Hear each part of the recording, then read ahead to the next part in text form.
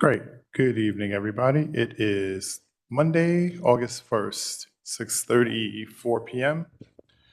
This meeting of South Orange Maplewood Board of Education is being live streamed as well as recorded for storage and viewing on our district website. The public can participate during the hearings of individuals and delegates by signing up for a sheet at the front door, or as well as using the link for audio public speaks during a WebEx form available on our website. Adequate written notice of this meeting of the South Orange Maplewood Board of Education has been sent to both townships and village clerks, the Star Ledger, the News Record, tapintosoma.net, and the Village Screen. Please rise for the Pledge of Allegiance.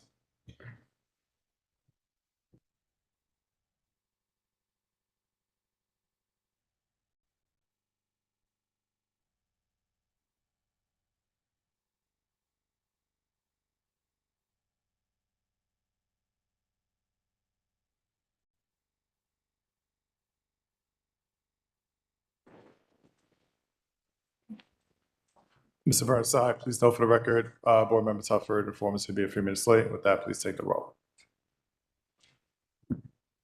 Board Member Susan Bergen. Here. Board President Thayer Joshua. Here. Board Member Alyssa Malaspina. Here. Board Member Aaron Siders. Here. Board Member Arun Vadlamani. Here. Board Member Caitlin Whitletter. Here. Board Member Courtney Wingfield. Here. Board Member Johanna Wright. Present. Thank you. Thank you. At this time, I'd like to make a motion to hold this meeting in a hybrid manner. May I have a second? Second. Thank you. Board Member Siders, all in favor? All right, that appears to be unanimous, Mr. Burnside. The school board meeting is a business meeting in public and not a meeting with the public. Oftentimes, it may appear to members of our audience that the Board of Education takes action and very little comment, and in many cases with a unanimous vote. Before a matter is placed on the agenda at a public meeting, administration has thoroughly reviewed the matter with the superintendent. If the superintendent is satisfied the matter is ready to be presented to the board, it is referred to the appropriate board committee. Members of the board committee work with administration and superintendent to ensure members fully understand the matter. And after the committee discusses the matter, it is then shared with other board members for consideration and then placed on the agenda for discussion and action at a public meeting. And now, before we go to our public speaks, I just wanted to provide an update.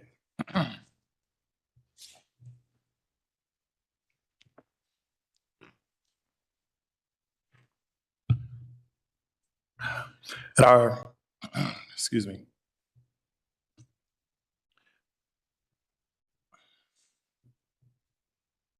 Can't read this, my eyes. At our July 18th meeting, I updated the community on the process that led to the district's current transportation policy, as well as our request for the administration to provide analysis for what can be achieved for the upcoming school year. After reviewing the analysis and discussing the options with the administration and our attorneys, it is clear the district cannot provide additional transportation at this time. We asked the district to provide data on legal, logistical, and budgetary options and obstacles to overcome to make any additional transportation a reality. The FFT committee met for 2.5 hours on Friday, July 22nd, to evaluate the possible options and obstacles presented by the district. And in short, there is not enough time or resources to augment our existing transportation plans at this time. The board asked the district to evaluate several options before reaching this conclusion. One option was providing transportation to all elementary students between 1.75 and 2 miles away from their assigned school. This would have restored transportation for a large portion of families affected by the policy change, as well as provided new transportation for any families assigned via the intentional integration initiative algorithm that fit that distance. Another option was the idea of offering transportation on a subscription basis. While that may be something the district and the board consider for future school years, we were advised that there is not enough time to offer any subscription transportation model for this coming school year. As an aside, families that qualify for free or reduced lunch would not have to pay for transportation under a subscription model. Another obstacle we encounter is the availability of school buses and drivers.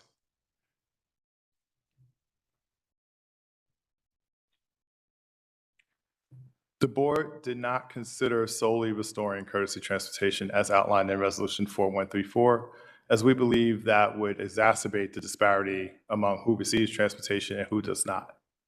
Under the former transportation policy, families assigned to the Marshall Boulding pairing only receive courtesy transportation to one of the schools, even if they live more than 1 mile from both. Under the former policy, a student assigned to Seth Boarding as a sibling placement received courtesy transportation, while a student placed via the algorithm without a sibling did not. Students placed at Marshall through the Intentional Integration Initiative would not receive transportation, while neighbors placed via the pairing would.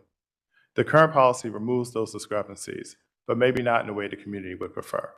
The current policy, similar to the former one, does provide transportation for families designated to be on hazardous routes. The towns and not the school district determine which routes are deemed hazardous. If you feel as though you're on a route that is hazardous, please contact the transportation department.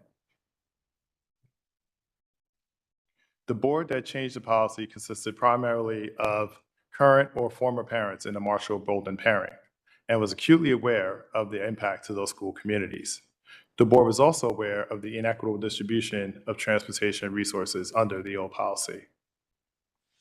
Last week, Thursday, July 28th, I spoke to the mayor of Maplewood and the village president of South Orange to advise them that there would not be any additional transportation outside of district's current policy for the foreseeable future of the 22-23 school year.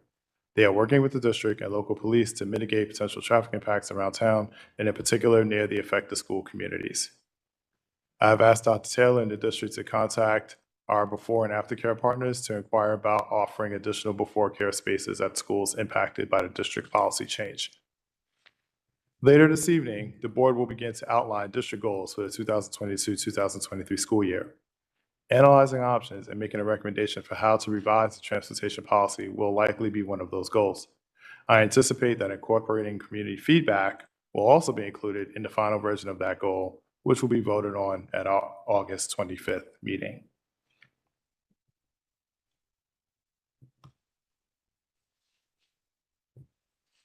We are now at the time for hearings of individuals and delegates known as public speaks. This is an opportunity for you to share your concerns about an item on the agenda, but not a time for dialogue with the board. The board requests that you state your name and town of residence for the record. We'll set the time limit to 3 minutes, Mr. Bonds, for each speaker. Now we ask that you respect that time limit. We must cut you off so it does not appear as if we're giving anyone an advantage to share their views over another individual. Speakers have the full protection of free speech during public speaks. However, this forum does not protect you from the subject of your free speech pursuing libel or slander charges. And finally, the board recommends that all members of our community pursue the chain of command. Our first in-person public speaks is from Josh Posner.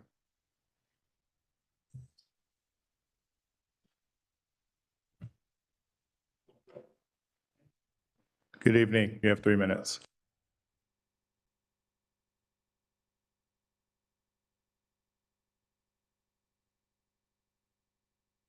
Oh, there you go.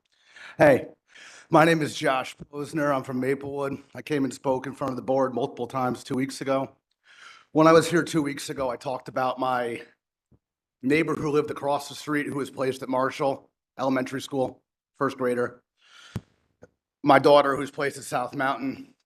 And I talked about a neighbor who was 2 doors down who was placed at Tuscan. Since then, our neighbor in between was placed at Clinton.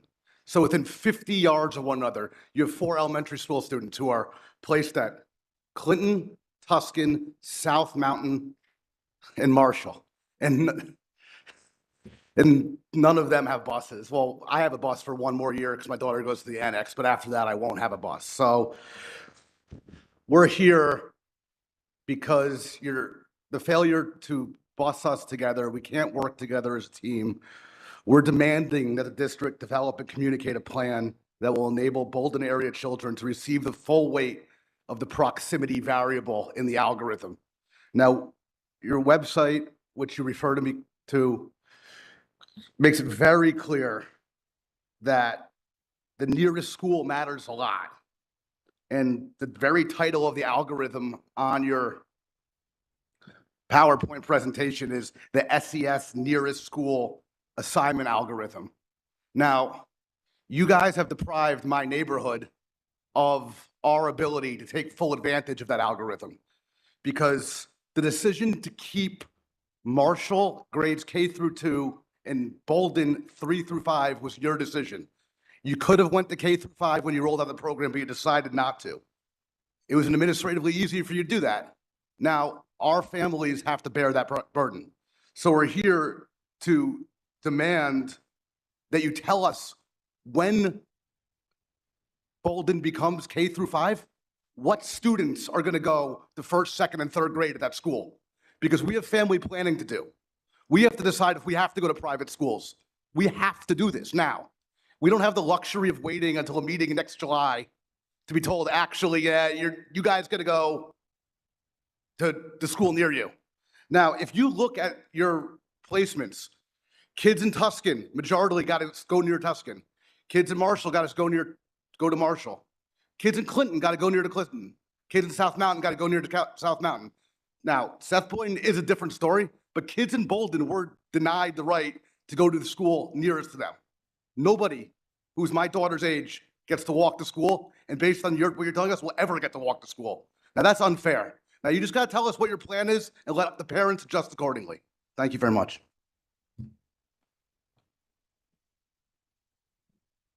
Thank you. We will now transition to our online public speaks. And our first online public speaks is from Joseph Gabriel.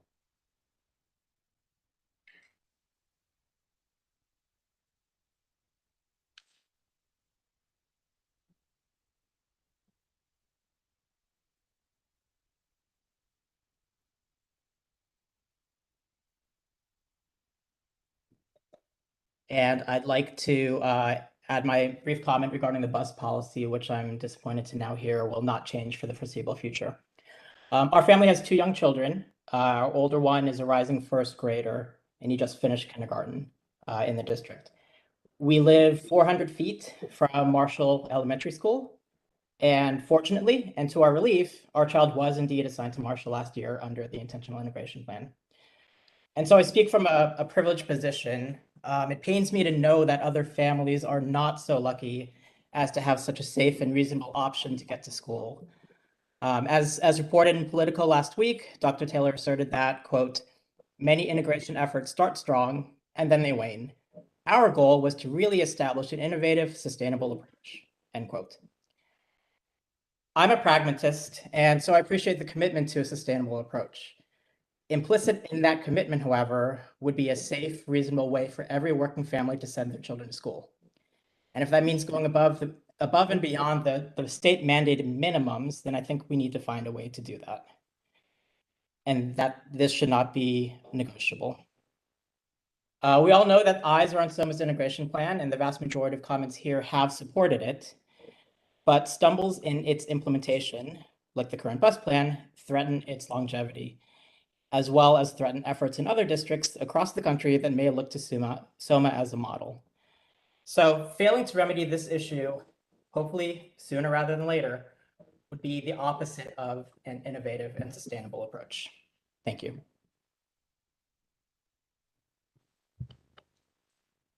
Thank you. And that concludes our public speaks. Dr. Taylor, you can respond.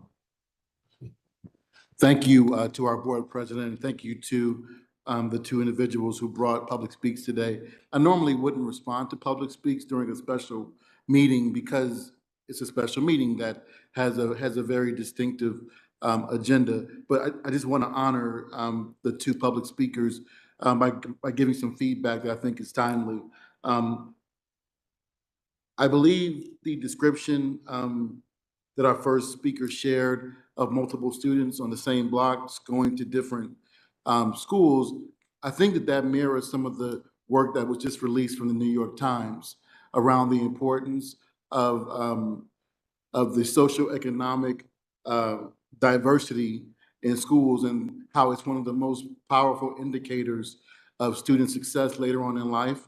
I of course, acknowledge the concerns of families who are seeking to have more transportation than we're currently allowing per the state standard in our policy. And I believe our board president spoke to our efforts to, of course, give the board as much information as we could, as much analysis as could be done. to make an informed decision. And I believe that our board president's statement also affirmed that the board is serious in hearing these concerns and most likely will create a district goal for us to look deeper at that concern. But I do want to acknowledge that the work that we're doing, it mirrors the best practices that are being shared from recent studies on this topic. And I know that having empathy, as our second public speaker did, for families who see their transportation circumstance as a personal challenge for their families, we 100% acknowledge that. And I hope that the words of our board president mirrored that from the entire board. That concludes my responses. Thank you. Now I'd like to make well, actually, this is now your show. You're back. The action portion. Right. Yep. Thank you. I present to the board action items, Resolution 4331 and 4332. Thank you, Dr. Sale. Do I have a second? Second. Thank you, Board Member Sires. All in favor? All right, that appears to be unanimous. As the vice side, we're now in discussion of items 4331 and 4332.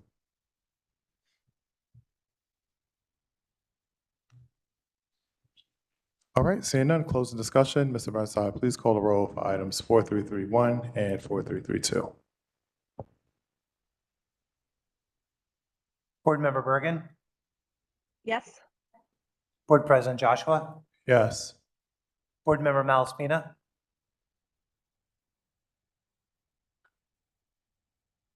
Yes. Board Member Siders, Yes. Board Member Vadlamani, Yes. Board Member Wingfield, Yes. Board Member Whitletter, Yes. Board Member Wright. Yes.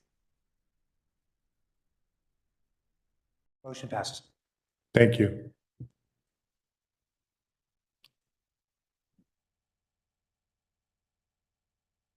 All right, we're now at the time for our board retreat. Our guest is here to join us again, Ms. Charlene Peterson from Njsba, our field service rep. She's here to walk us through the remaining, to pick up where we were on our board goals and then transition us over to our district goals. And I'll turn it over to Ms. Peterson.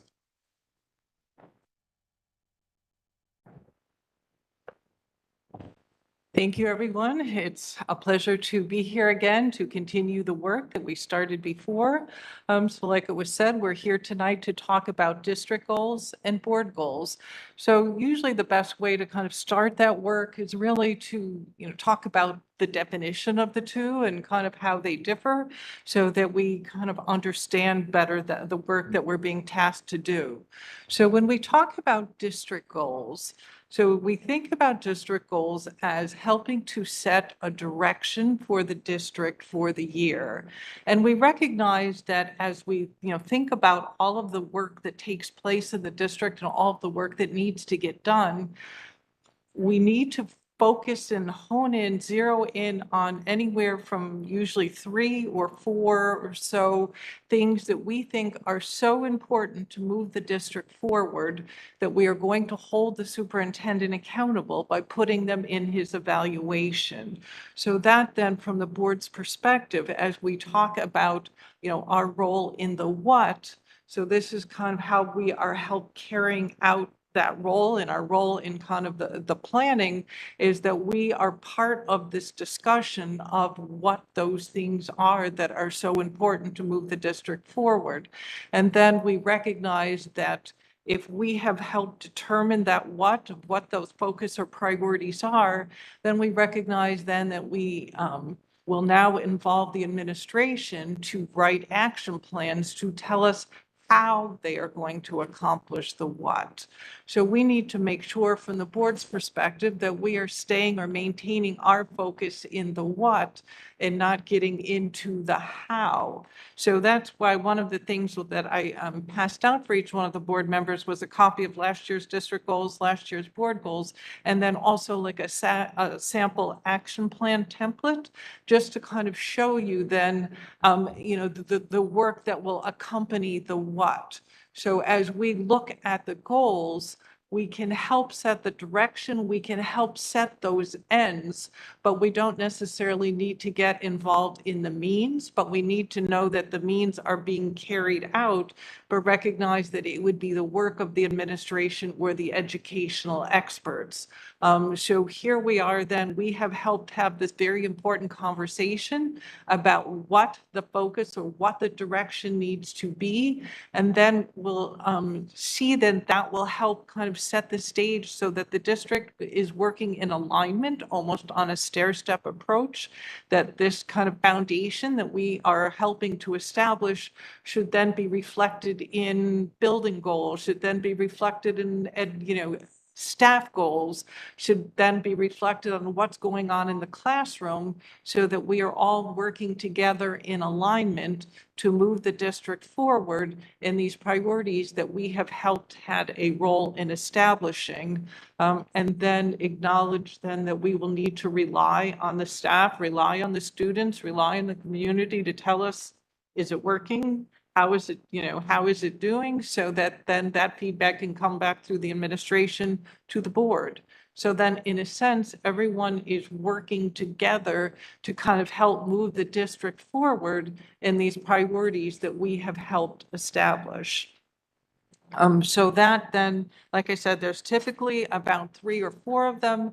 And so while we're used to seeing definitions of, from people that are in business and other industries of talking about SMART goals, and perhaps the specifics or the indicators of success are sometimes built into the goal itself. What we'll often see here in these educational or district goals are recognizing that those are typically in the action plan then of the administration, telling us, okay, this is the big idea, this is the direction, this is where you told us we need to go. So now we're going to tell you how we're going to get there. We're going to give you ways to measure so that you'll be able to know if we did what we said we were going to do and how well we're doing it. And, should recognize then that this should be a process of not something that just happens one time while we set these goals. There should be kind of regular reporting out, or, regular understanding of what kind of progress is being made. And it can take many forms. Sometimes it can be a formal reporting out just on the goals itself. It can be updates in either the president's report, the superintendent's report. It can be even work that's taking place. Like sometimes you may have student presentations or staff presentations, or even things you're approving on your agenda. And I know sometimes boards will tell me that they don't always understand that that's the reason they're getting these presentations, is that they're not always making the connection. A lot of times the information you're getting, the reason you're getting it is because it's helping to carry out the goals. So we need to, make sure that we are making those connections so that we do have that understanding that the work that's taking place in the district throughout the year is work that is helping to advance those goals that we helped determine that direction of. So, if you will look at, last year's goals that the board set for itself, set for the district goals, you'll see that there were 5, which is usually more than what we like to see, just because we want to make sure that we are not going in too many different directions, and that we are picking some big things and we are going to try and do those big things well, or give them the focus and the attention that they deserve. So then separate from that then are board goals. So what differentiates them are that all of the tasks to accomplish the board goals need to be the work of the board. That, as we looked, the last time we were together, we looked at the board self-evaluation, and we saw that the board identified areas that it would could potentially strengthen its work. So, there is more and more evidence that, high-performing boards working together with their superintendent can have a positive impact on student achievement. So we want to hold ourselves accountable and making sure then that we are holding ourselves to a standard by setting goals for our board work so that we can continue to advance that work. And then similarly to the way that we would hold the superintendent accountable to accomplishing the district goals, we should hold ourselves accountable to what kind of work is taking place to accomplish the board goals.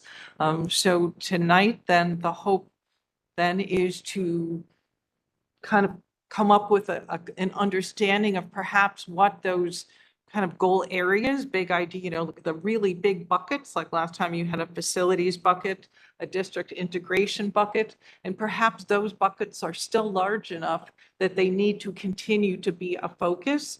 So first we will come to an understanding of perhaps identifying what those 4 buckets or so might be for the district goals. And then we are going to, similar to the way last time we broke into small groups, to do that again, then to take those buckets and further refine them into a goal statement. We may not get the exact wording of it tonight, but at least have an idea of what we want those ends to look like.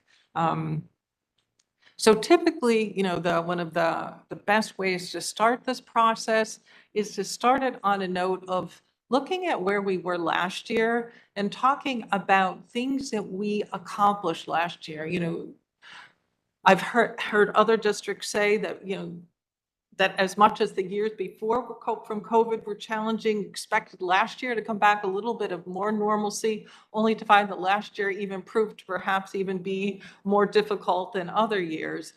So wanted to ask you for your input and to share things that you are proud of what the district accomplished, either the district or the board, what you accomplished last year, so that we can really kind of see where we were and kind of use that to build upon. So I would like to, I'm going to kind of jot my notes here and leave it up to the group then to share with me things that you are proud of in terms of accomplishments, like I said, both district and board from last year. Okay, so which ones do you want to start with first? The district goals, or do you want to district? So for right now, we're just going to kind of say in general, like what kinds of things are we proud of? Okay. Then we'll talk about focus areas for the district goals, and then we'll talk about the district goals. And then usually we set the district goals first because a lot of times, sometimes the work of the board may help to support the work that's going on in the district, but doing it from what our work could be to help. So sometimes board goals are a combination of like, what are things we need to do just ourselves, like training or our policies or our committees. But sometimes it could be, how can we in our work help support the work that's taking place in the district goals? So that's why usually we set the district goals first before we set the board goals, to see if there's anything we can do to help out as well. Okay. So just now is just a general kind of open discussion of let's look at last year and just say, what are some things that we're proud of that we accomplished? All right, great, thanks. We'll start with Board Member Mouseman and then Balamani and then Whitletter. We don't have any of the documents that Charlene spoke about that you guys have, so I don't know. The only document we're looking at right now is, well, right now we don't have any document. We have the board goals from last year's board goals and the district goals from last year. I can send those around to those. It's I will send those around. Thank you. All right. Board Member Valamani and then Whitletter. So given that we have, kind of 4 committees which kind of naturally fall into 4 buckets, would it make sense to have 4 goals for those 4 committees? Obviously, understanding that some of them may be more detailed and have a larger part of the pie, larger, percentage of the pie as compared to something else? Or do we need to come up with brand new buckets? That's number 1. And then number 2 is, let's assume that we have 2 or 3 different smaller goals, which are not probably going to last the whole year, but are extremely important in our view. How do we stitch them together? So it may be or it may be that the buckets will determine that it will work out into the committees, and that's the hope that the committees will help do the work of determining what kind of what that goal statement will look like. Last time, as you said, there are listed some kind of measurable sub-goals that were parts of those. But I also, I guess, would challenge that as you look at some of those distinguishing, like my first thought when I looked at some of those were that they were part of the how, some of them. So we would have to make sure that we are recognizing that these would be the types of things that I would expect to see on the action plans, perhaps, that would come from the administration, as opposed to the board identifying actions and dates of these actions. So we just need to make sure that if we're doing subparts to it, that it's subparts that are not determining the how, but further defining the what. Thanks. Board Member Whitletter.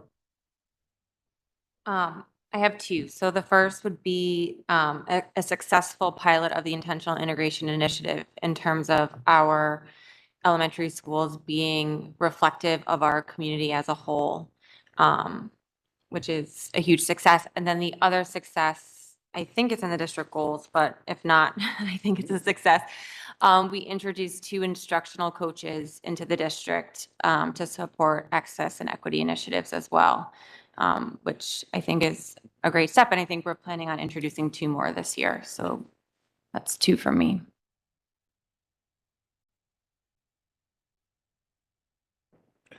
Board Member Bergen and then Winkfield. Thanks. I'm going to overlap with Board Member Whitletter a little bit, but I was going to say 2 successes would be, implementing the intentional integration initiative and keeping the long range facilities projects on track despite a global pandemic. Thank you. Board Member Winkfield. 2 successes. One, the district's made a lot of headway establishing a plan for increasing access to advanced coursework, in particular AP classes at the high school, through its partnership with EOS, which will be going into year 2 next year. And the district has also made a lot of progress establishing an equity-framed approach to calculating and using data, both with the board and hopefully in the future also with the public. That includes the breakdowns by race, gender, special education status, and has crafted a tool to integrate with current data systems that allows us to look at the disproportionality rates of a number of different data sources.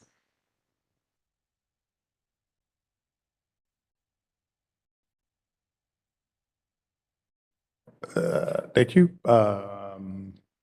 I'm just checking before I come back to Board Member Whitletter. Okay, go ahead.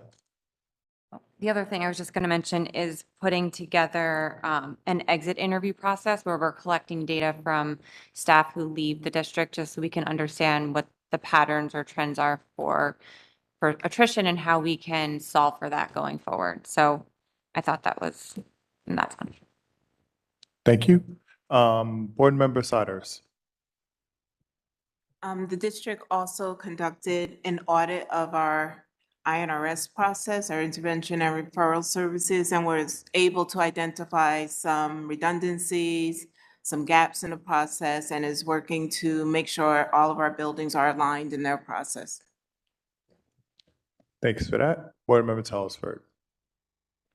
I would say one of the successes is the district has done a job of trying to streamline the software that the staff is using so that everyone's using the same things, so that you're not having a different, I guess, like curriculum in every single school. If you're all using the same resources, then the kids can get the same curriculum. I'd also say the use of data and putting together the tools so that we can actually start to use data to help students. Thank you. One thing I would like to add is that the district used through some technology and training, put together some initiatives to help remove some of the biases in the enrollment process and residency check process, and that has resulted in less bias in who's decided to get called for residency check. And it's also, I don't know what's the right word. We've also, with respect to the initial enrollment process, not just with the Intentional Integration Initiative, but other people who are not in those grades that are enrolling into school, we've streamlined that process to make it more effective and efficient.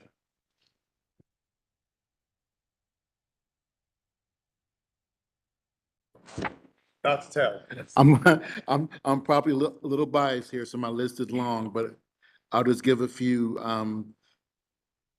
I think that we take it for granted, right? But we launched last school year and we had outdoor lunch, right? We were being very thoughtful as a mitigation strategy. And it took a lot of effort from a lot of people, whether it was Mr. Burnside's office ordering customized tables and chairs, and principals changing their master schedules, and teachers and folks who don't normally do lunch duty doing it, right? And so that it was just a huge undertaking. And I think it showed the community that we really went beyond just the status quo. I don't know many districts that did that. I think that also we increased our mobile COVID testing on site. We had it twice a week, and many people took advantage of that in our community. Many days, the lines were all the way down the block here on Wednesdays and Saturdays. And we also were respectful in monitoring staff members' vaccination status. We know that the governor mandated that there was a requirement of testing if you were not vaccinated, and we developed a system to do that with HR in a respectful way, right? We weren't browbeating folks. We were just recording and reminding, and HR did a great job with that.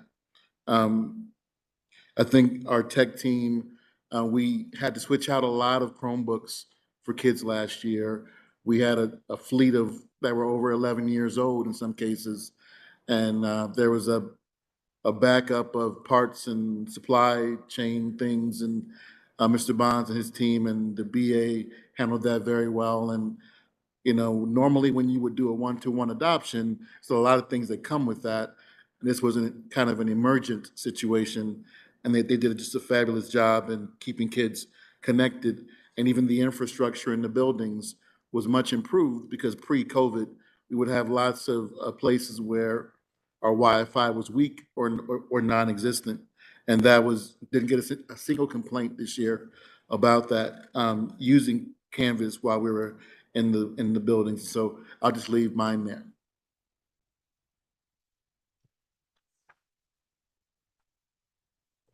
I don't see any more hands, Ms. Peterson, so I'll turn it back to you.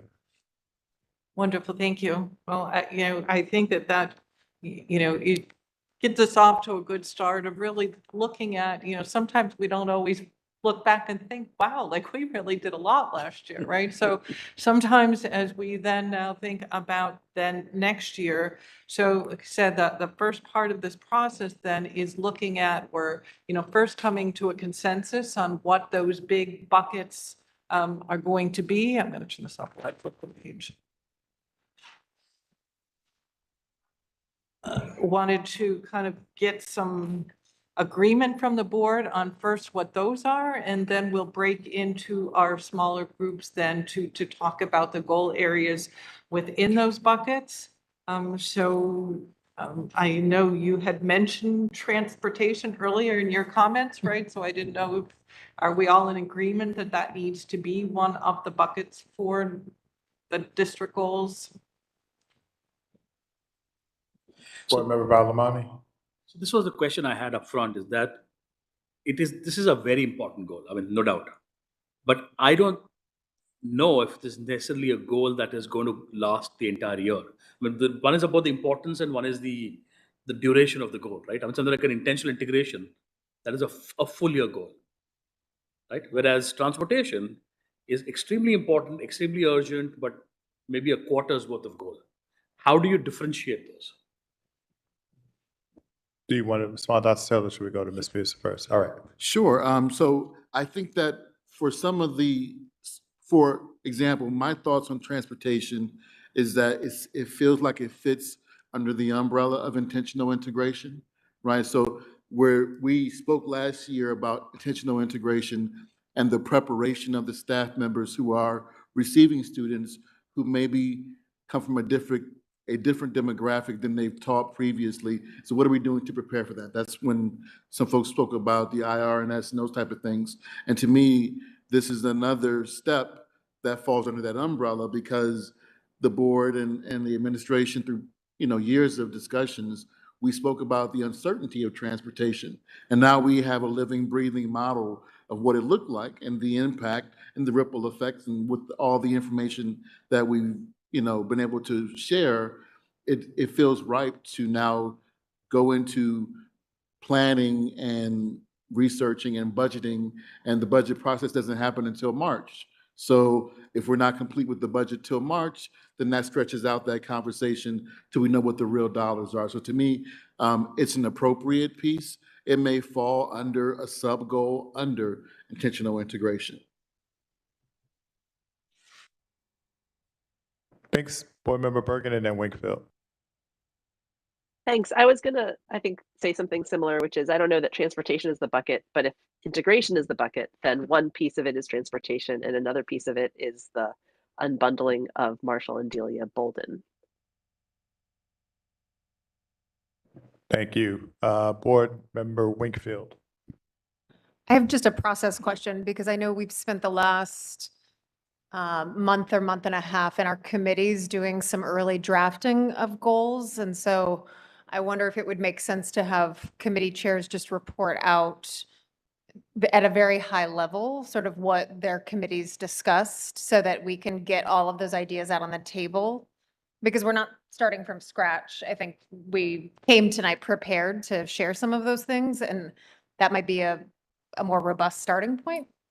That's a good point. I think that, so what I was thinking about was whether we should do that at the beginning or the end after they're more refined, but it probably does make more sense to do that now before we break out into the, I'd say small groups, they're not that small, before we break out into our committee groups. And then when we come back together, it's sort of a before and after. This is what we had before we went out and talked. This is what we came back with after. And again, we're not going to finalize these tonight. We just want to be closer to final than we are when we walked in here. So, if the chairs are amenable to that, let me go to Board Member Malspina first before I come back to the chairs, because I see your hands up. I was just going to say I agree with Courtney that we've all have goals. So looking at them would be probably the best way to then figure out how, if we need to meld them together or we should just do it a different way. All right. Thanks for that. And since this was Board Member Winfield's idea, she's going to go first. Then we will go Vadlamani, Siders, and then we'll go on the screen to Board Member Bergen. Okay. Second.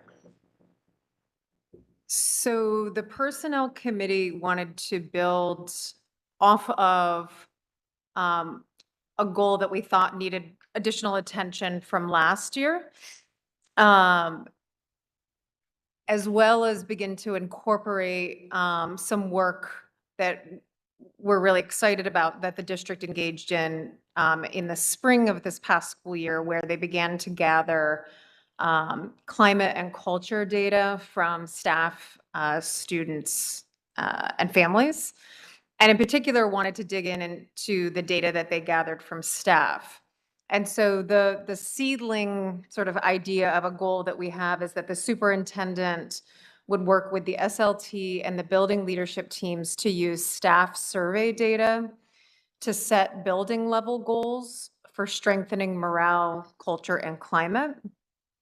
The idea behind this is that every building, although the district has its own culture, every building and every localized school experience is unique in some ways. And we thought that it would be interesting to have the superintendent work with the building leaders to really look at their local survey data to identify tall trees, for lack of a better word, to sort of think about what patterns are showing up in an individual school's data, and to support that principle and setting a goal to be able to address something that's coming up in that individual school data. I imagine that this is something that the superintendent engages in with his building principals anyway. And I think it's a way to sort of peel the curtain back on some aspect of that process around the culture and climate data that is coming up around staff. And we also thought that this would be an opportunity to potentially use exit interview data, again, localized at the school level, to incorporate whether or not there's patterns and trends coming up in that exit data that could be built into the goal.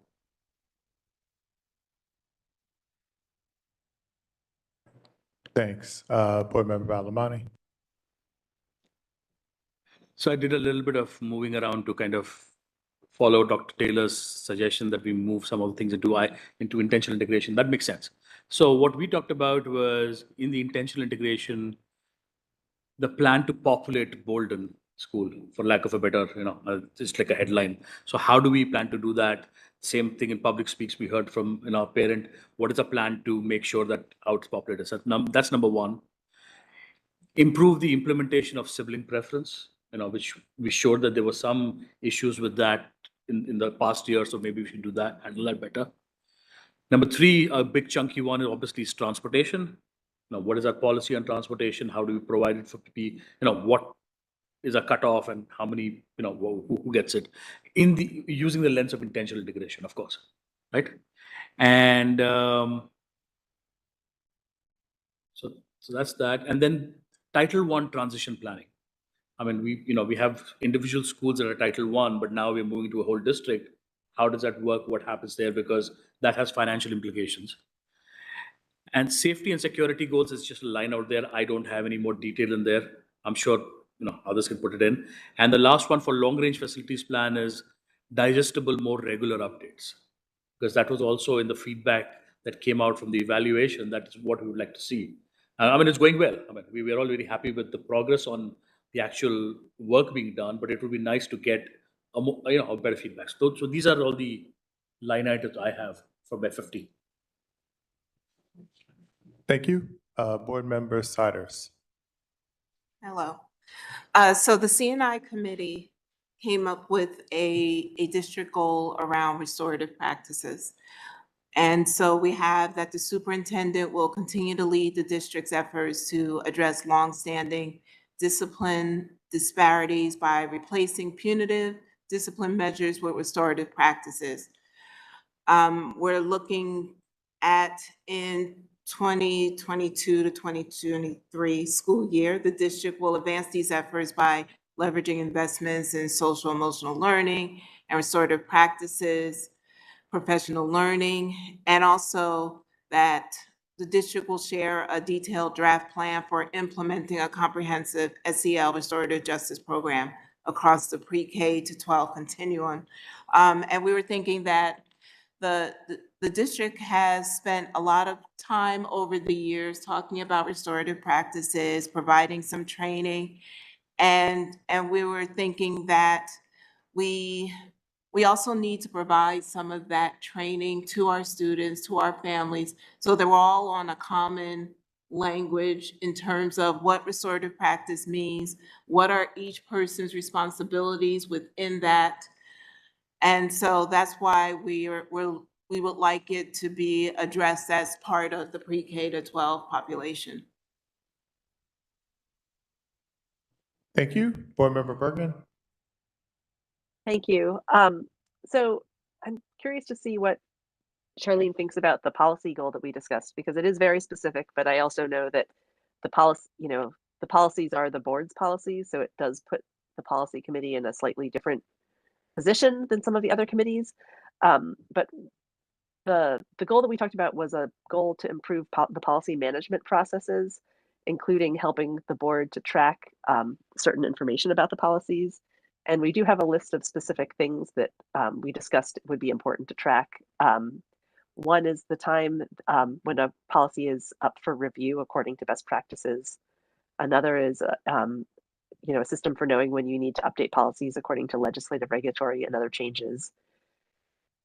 Third is tracking the creation of regulations to implement the board policies. I know the board doesn't write the regulations, but a way for the board to sort of have eyes on what happens to the policies once they're passed, and make sure that the policies have regulations to implement them.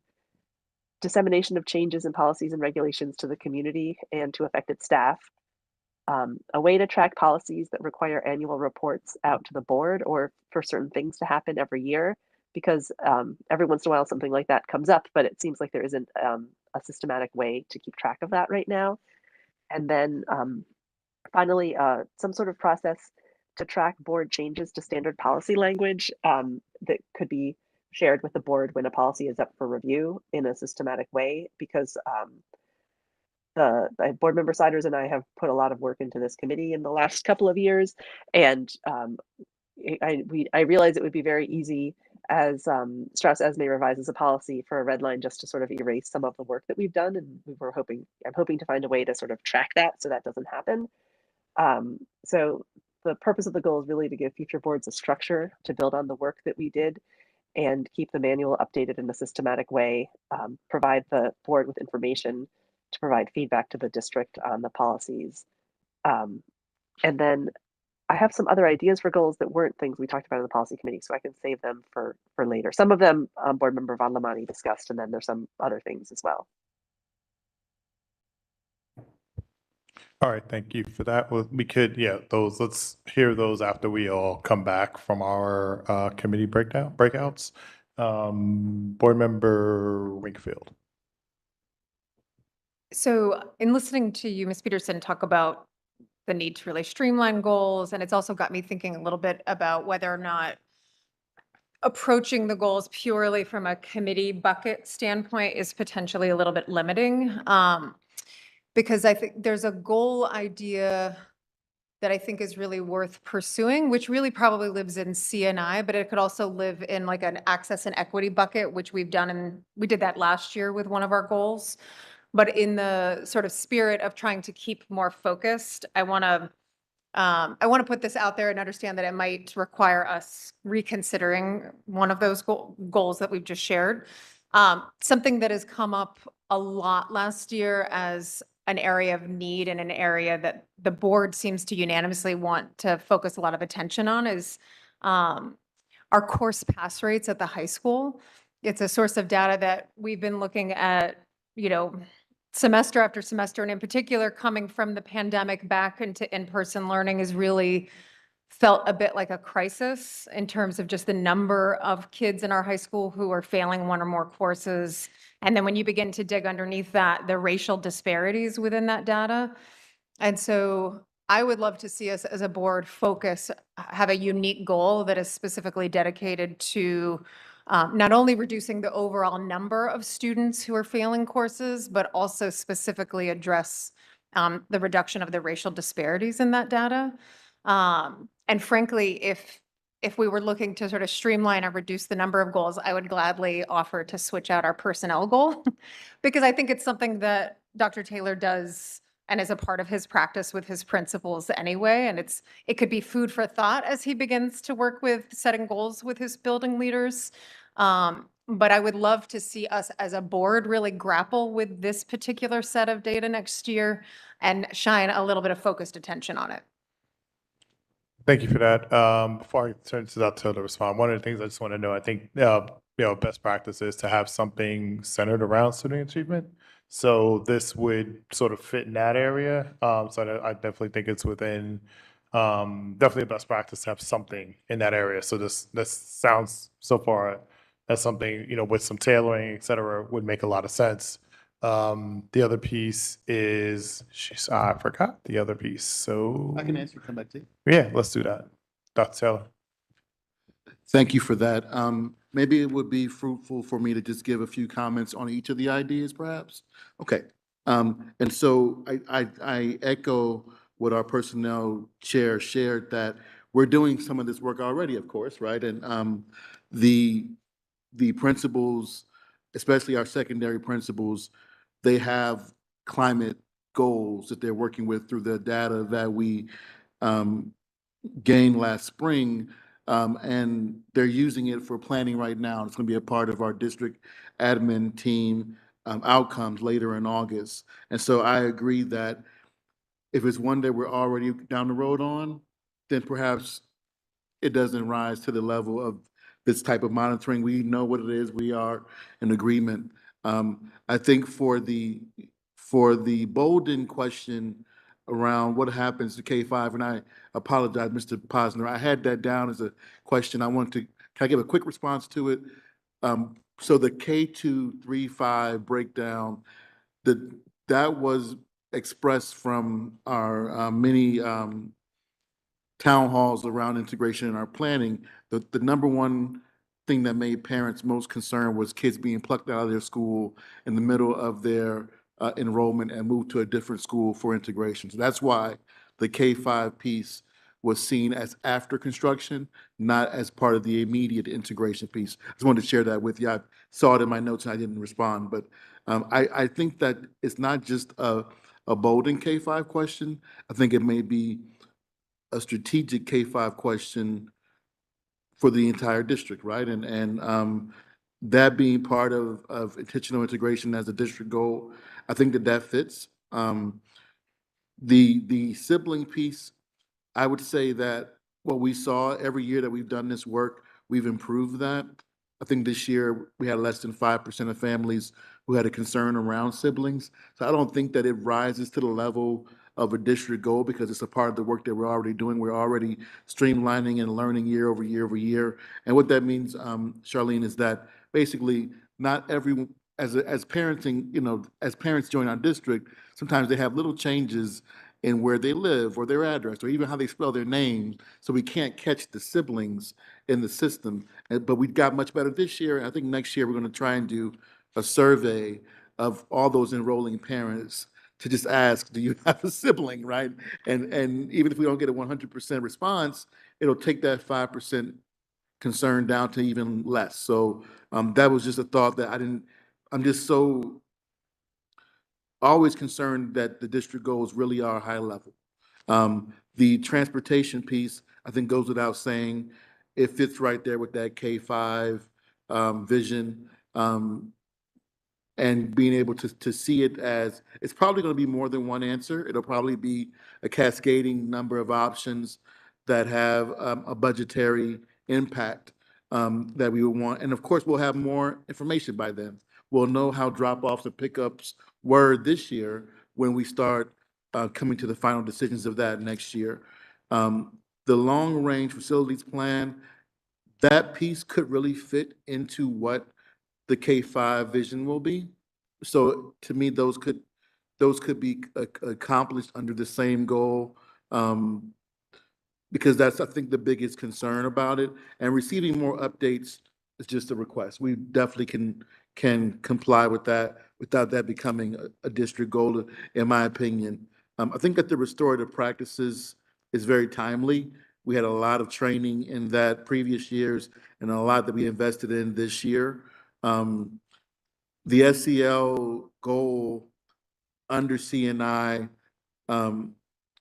feels like,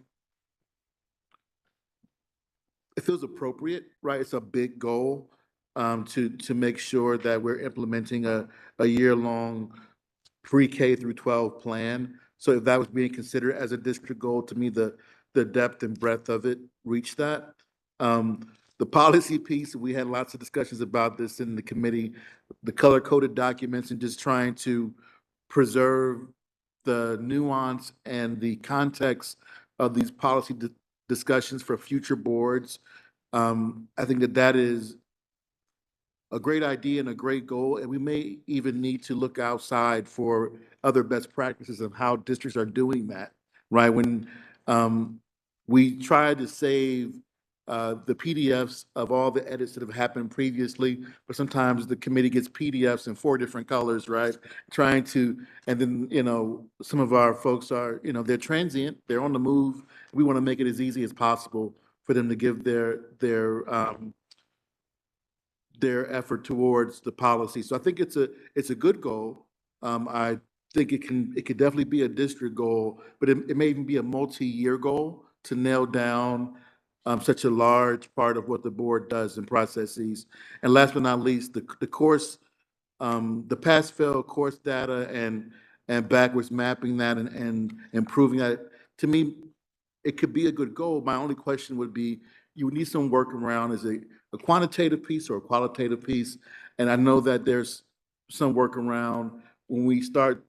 We have to be careful with our school leaders with the pressuring of grades, because people can make mistakes based on them misunderstanding the pressure that we are placing on them in their goals regarding improving grading systems. I've seen that happen in other places, so I just wanted to make sure that I, and to be specific, right? If sometimes school leaders can make mistakes feeling like they want to meet a certain percentile increase type of thing, and we don't want that to even be anything in consideration. But I do think that if we went through a qualitative approach of how we are improving this and showing the data as we move through, I think it could definitely meet a lot of the conversations that we're having. We're having these conversations. It's a passion point for our board, and it should be. And so I wouldn't have any objection to working through that and how it looks with the board. All right, I remember what I was going to say, so I just wrote it down. I'll come back. I'll come back to it after we hear from Board Member Malspina. I appreciate what you're saying, Dr. Taylor. And I also appreciate, Charlene, what you said about trying to streamline as much as possible. I feel like, and I helped write the policy goals, so I'm not against it. I think it's great, but I feel like it doesn't really fit fully with what we're looking at. I mean, I feel like there are some big buckets here. SEL, restorative practices, that sort of goes together. That's one area. Intentional integration, which, is another, but the policy doesn't fully fit in. We've been doing that in policy committee anyway. I almost feel like that's a policy committee goal. Is there such a thing? Can we just make like a goal for the committee and not have to make it such a big goal? Thanks for that. I think that could fall under as a board goal. Since policies fit under us, that's something we'll be discussing later, but I guess this is exactly why Ms. Peterson wanted us to have these discussions now, because that's probably something that we can take from here and make it more of a board goal versus a district goal. So let's hear from the board's policy chair, Ms. Bergen. Thank you. I just wanted to say that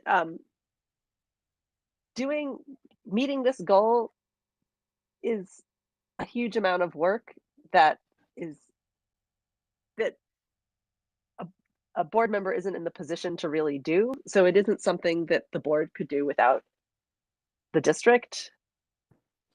And also given the turnover in the board, and there will be turnover in the district as well, but given the turnover inherent in the board and the committee structure, I think it's really too big a job to fall on the policy committee chair. Yep, I'll let Dr. respond in a minute. So I think probably in its current form, yes, but there might be a way we can streamline it so that it, one, doesn't become too big for not just the policy chair, shouldn't fall all under the policy chair, but should fall under, all of us. And then also, and this is if we go that route, we may not even go that route. I'm just brainstorming here. The other piece is that, as Dr. Taylor's about to tell us, the district would offer resources to help support the board doing all that policy stuff. Because there are, as you said, there are things that are outside of our role and our scope, even though the policies themselves do end up eventually being the board's responsibility. So I just want to point that out, and I'll let him add on. Yes, and I apologize if it came across that way. It wouldn't, because it became a board goal, would not mean that the admin would wash their hands of it. That's not what that would mean. We will continue to work and support it. I guess the question would be, if we're talking about big buckets, does that rise to the level of this goal, similar to the climate and culture? Because it's not a goal doesn't mean that we don't do it. It just means that it doesn't have the level of review and presentation and those type of things and updates that some of the other pieces do that involve multiple cabinet members, multiple school leaders, and those type of things. We would still support it.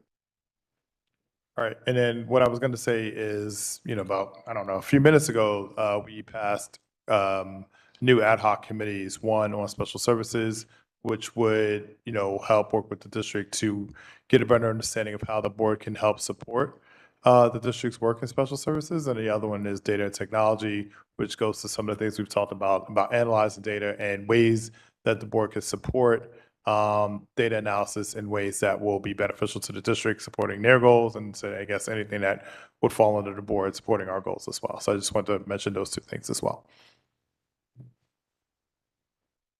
Board Member Whitletter.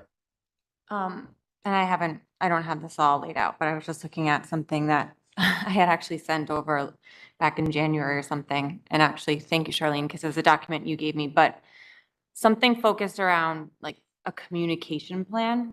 And I'm just looking at something from Passaic Valley Regional High School, but I'm just going to do the executive summary. There was research, they solicited input of the audience in an effort to determine what is currently working, what is in need of improvement, suggestions on how to improve, and analysis. So analyze all that input, report the information so that the community attains a comprehensive understanding of each audience's position, what the communication plan would be. So an analysis, established goals, objectives, and then the evaluation portion. So, I mean, this document, again, I just was thinking of this. I hadn't thought of it before, but just thinking through what are we doing on social media, YouTube, Twitter, Facebook, Instagram, all of those things. But then, how do we engage with parents? What's the best form of communication? I know as it comes to a lot of surveys, we have trouble getting people to fill out the surveys. Is it that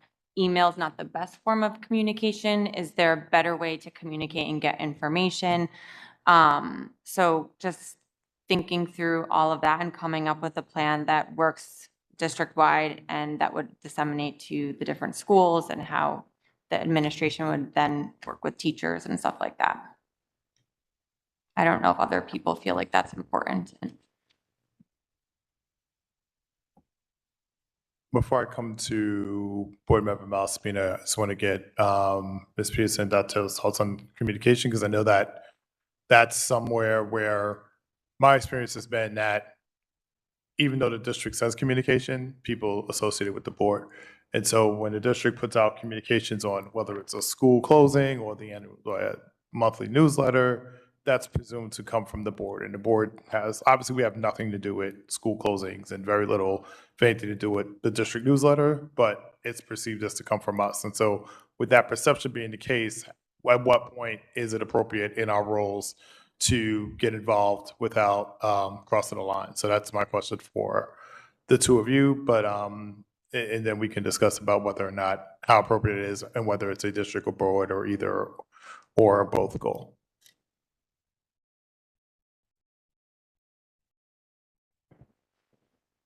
So from the context of communication being a goal, it would usually be more in the district standpoint, just because the board doesn't do the communication.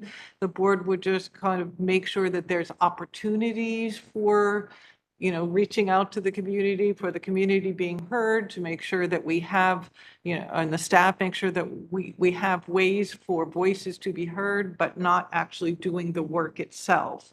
So because we don't actually do the communication work, that's usually then why it would not be a board goal, because we're just providing for the communication, but not doing it.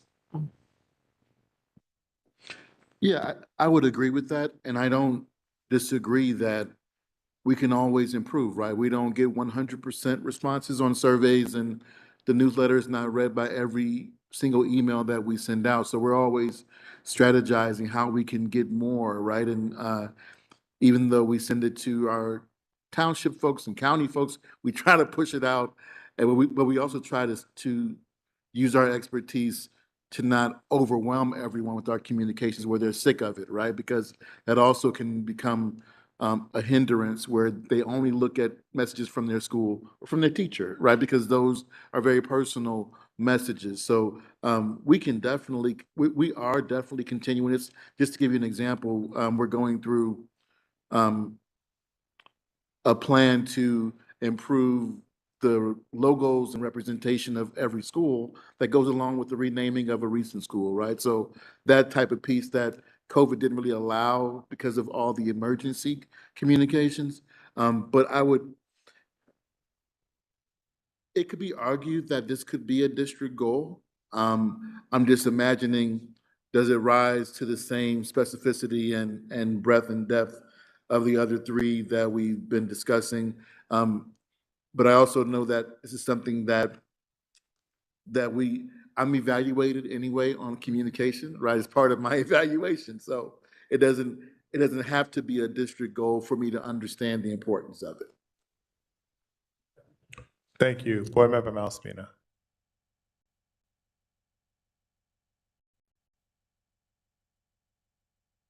You are muted, Board Member Malaspina.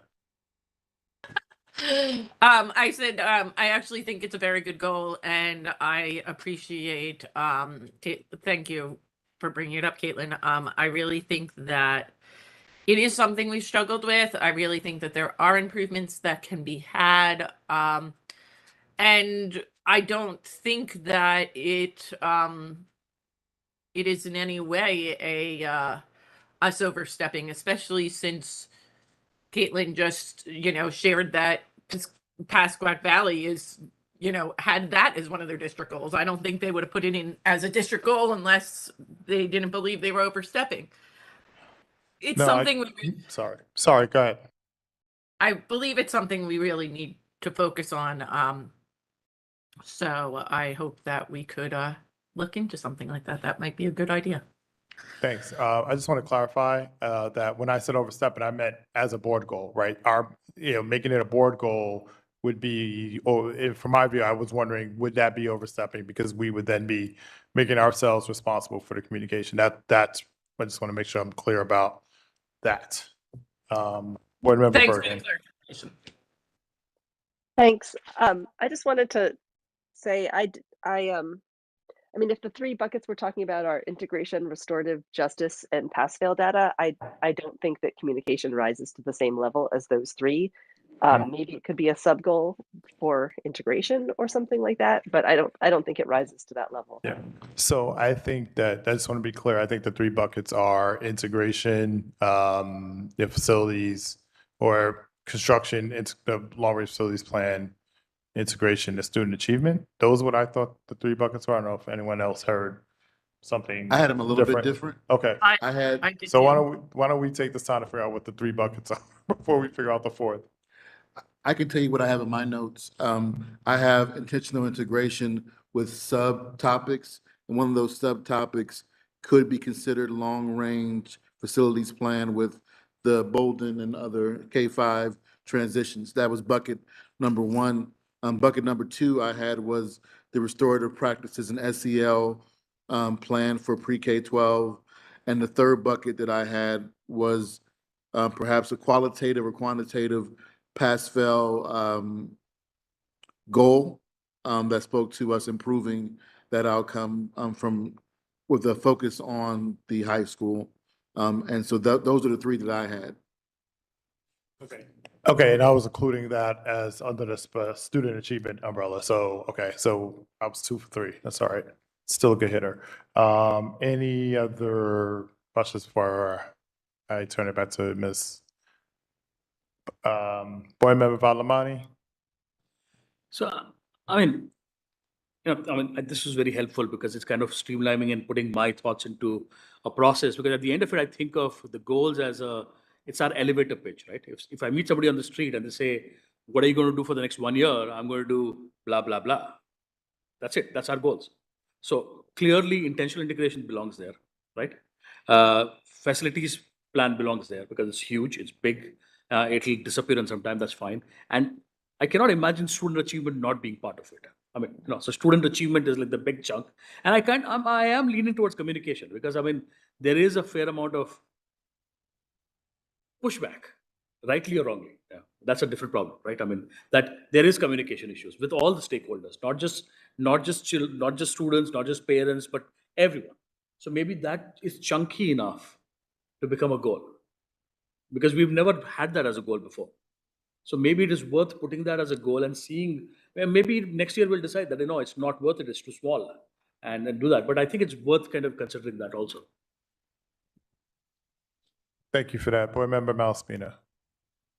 I don't want us to, I like all we have so far, but I really don't want us to lose focus on the social emotional learning / restorative practices goal, because if implemented correctly, the research is very clear that it can really have a huge impact on student achievement, on all of the, a lot of the things that we're talking about now can mix in with this goal. So I don't feel like we should discredit this goal. I really think that it has the potential to greatly help and to potentially solve some of the problems we're seeing. The research is clear. There's 11% rise in achievement rate. And it doesn't matter what in the achievement gap, not rise, but change in the achievement gap when SEL is implemented correctly. So it really does mix in with that student achievement. And I think it should be something we don't discredit.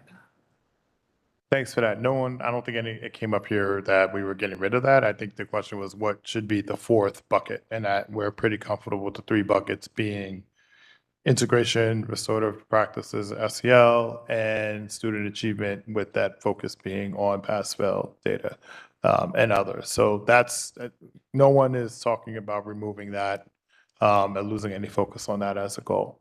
So now, Board Member Telford, Whitletter, Valamani. I would say we don't actually, like in terms of having, I guess, communication as its own bucket, I don't think we really need to have that as its own bucket as much as we can integrate the properties of, I guess, that case or those elements into the different goals that we have, the main 3, and say, make sure we have kind of a communications plan within those 3 buckets. And I think then that would fulfill, having communications there without it necessarily being a specific goal. Board Member Whitletter.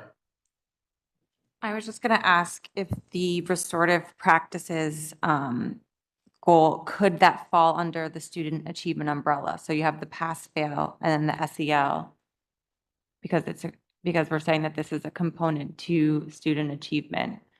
Because I also think with facilities, like we did talk about like safety and security too, and there was a bunch of things. I mean, we're not, transportation would go under intentional integration. All this is adding up. It's going to be a lot. So, okay, scale it back. But I don't know. I was just thinking, could the restorative practice, is that enough? And I don't know that it's a goal in and of itself, or if it would fall under student achievement. I think they're related, but I think that they're both large enough to have their own action plans. I don't want to give you a 40-page action plan, right? That is more difficult for folks to follow. They're both strong enough, I believe, to hold their own goal. And I think that the communication plan could as well. Having a cascade, building a communication plan that links to each of these, I believe would make it very different than what you described. So I think that that's probably a further conversation is, what are we looking for? A way to continue our communication for our families and staff under each of these buckets? Or are we looking for an overall broader approach to emphasize communication with more steps and more, I guess you would call it affirmation, right? So we have folks are being connected to the work that we're doing. So I think it just depends on what the plain language goal really is. Are we looking to communicate those things better, or are we looking to communicate overall better? And that's kind of where I would leave it. But if the board was, if that was going to be a fourth goal, it would be robust. Thank you. Board Member Valamani, then Bergen and Malaspina. I just quick echo of what Board Member Whitletter was saying is that potentially, I mean, the restorative justice and all that is part of the student achievement. So it's just a semantics thing where it fits in. I mean, it really doesn't matter. The chunky work will get done anyway. So, thanks.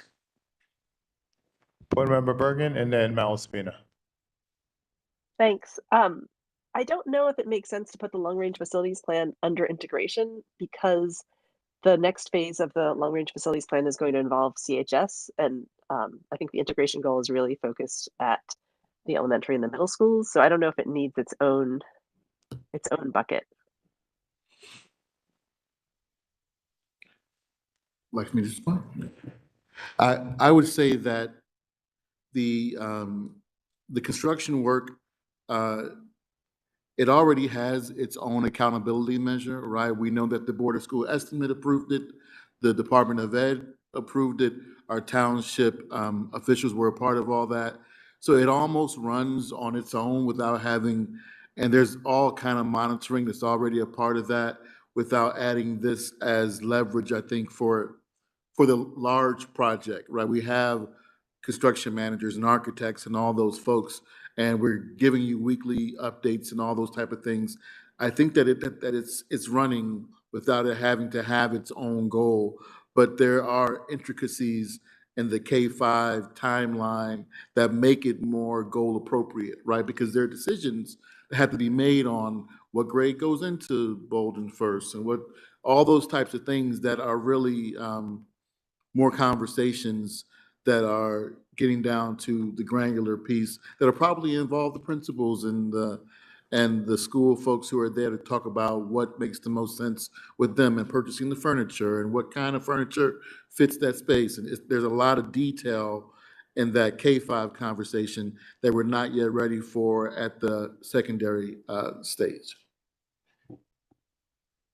Thank you. Board Member Malaspina. I sort of echo the concerns of Dr. Taylor around the goal of student achievement in terms of looking at failing rates and all of that. I'm not against that. I think we should as a board look at that. I think that we can address those in the new data committee that is being looked at. My concern, like Dr. Taylor's, is that it has the potential to make it so that it becomes something like we better get a certain percentage and we're going to do what we can to get to that percentage, and that's not at all what we want to happen. So I'm not against looking at that at all. I wonder if it's really a bucket that we should be if it should be its own goal. Does that make sense? Yes, I think, and then I'm going to come to Board Member Wingfield in 1 second. I just want to ask Ms. Peterson if we still are anticipating breaking out into some of the committee groups to have some of these bucket conversations, because I think that's where we can iron some of these questions that we have out. Yes, okay. She's nodding yes for those virtual. So I'm going to go Board Member Wingfield, then Whitletter, and then committee group breakout. All right. Yeah, I think that the goal around our concerns around course pass rates can be written in such a way that allows the district to really set, if any, its own quantitative measures, so that the goal itself can really focus on directing the superintendent to make sure that he is employing or directing those to employ either current or new strategies to be able to, I think it needs to really focus around intervention or identification and intervention and supports. And I think if the goal can really be around those type of actions, certainly data is the thing that we want to see as an outcome. But I think if the board is not saying we want to see a 25% reduction and the board is not saying we want to see the disparity reduced by 15%, we certainly in the goal expect to see those reductions. But more than anything, we're directing the use of intervention strategies. Thank you. Board Member Whitletter.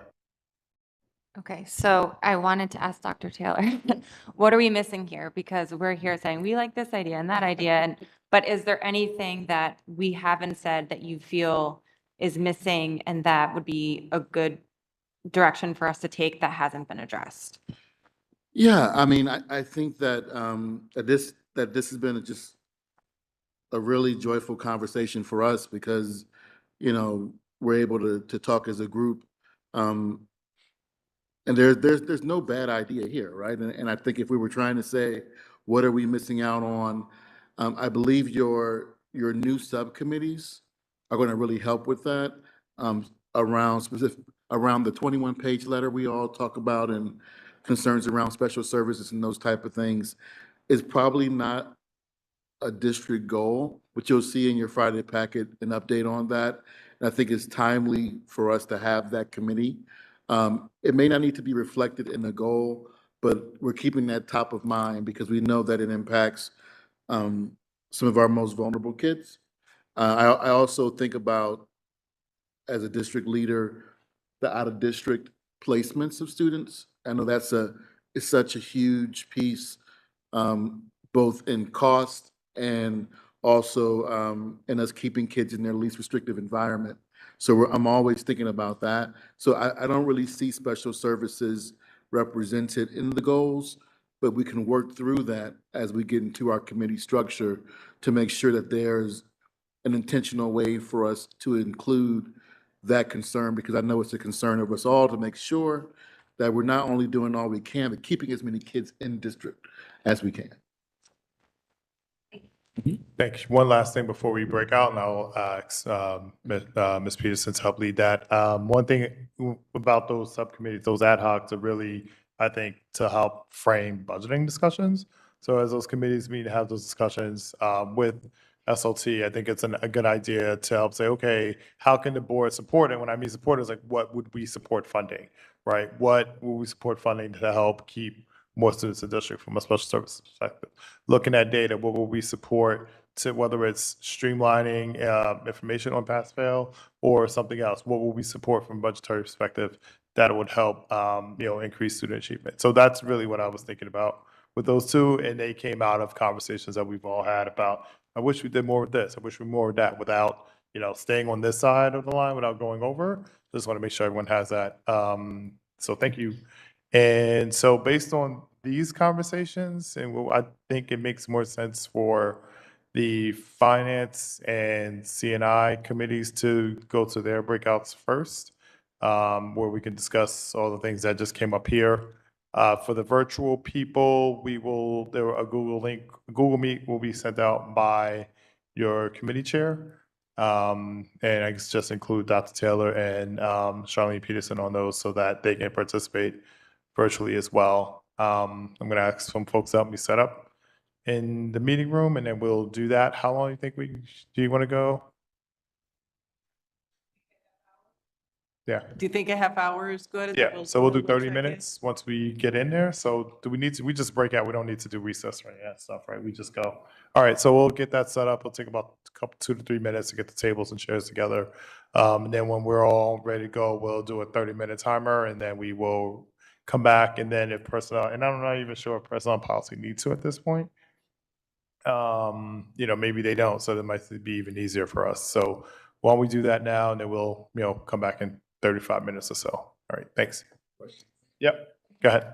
Is there a different way we can do this so it's like a one shot? Because if we're also including a bucket, are you suggesting that we include the CNI team includes the restorative justice goal as well as the other goal that we proposed? Okay. Yeah, and then finance can look at, whether it's basically most of the integration stuff, whether it's the not so much construction plan, but transportation, sibling preference probably doesn't hit Title I, whether it's backfilling Medea Boulding or upfilling Marshall, which so we can have those discussions in there.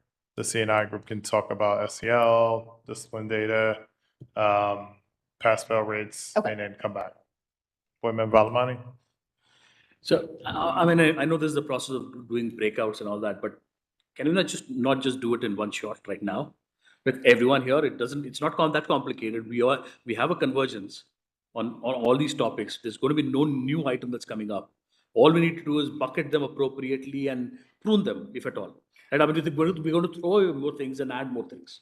Well, I think what we want to get out of this is another, like a draft. So I think it's going to be better for us to do that in our, basically in our smaller group, because then we can sit down and actually talk about, basically do 2 drafts at once. So it'll be faster. I just think we can finish I this in understand. 15 minutes, actually, all of us together. If we I get can it hammer done out in right now. 15, Anyway. let's break out into half. If we raise our hands and we're done early, we can be done early. We don't have to take the 30. All right, cool. Quick question. Go ahead, Dr. Taylor.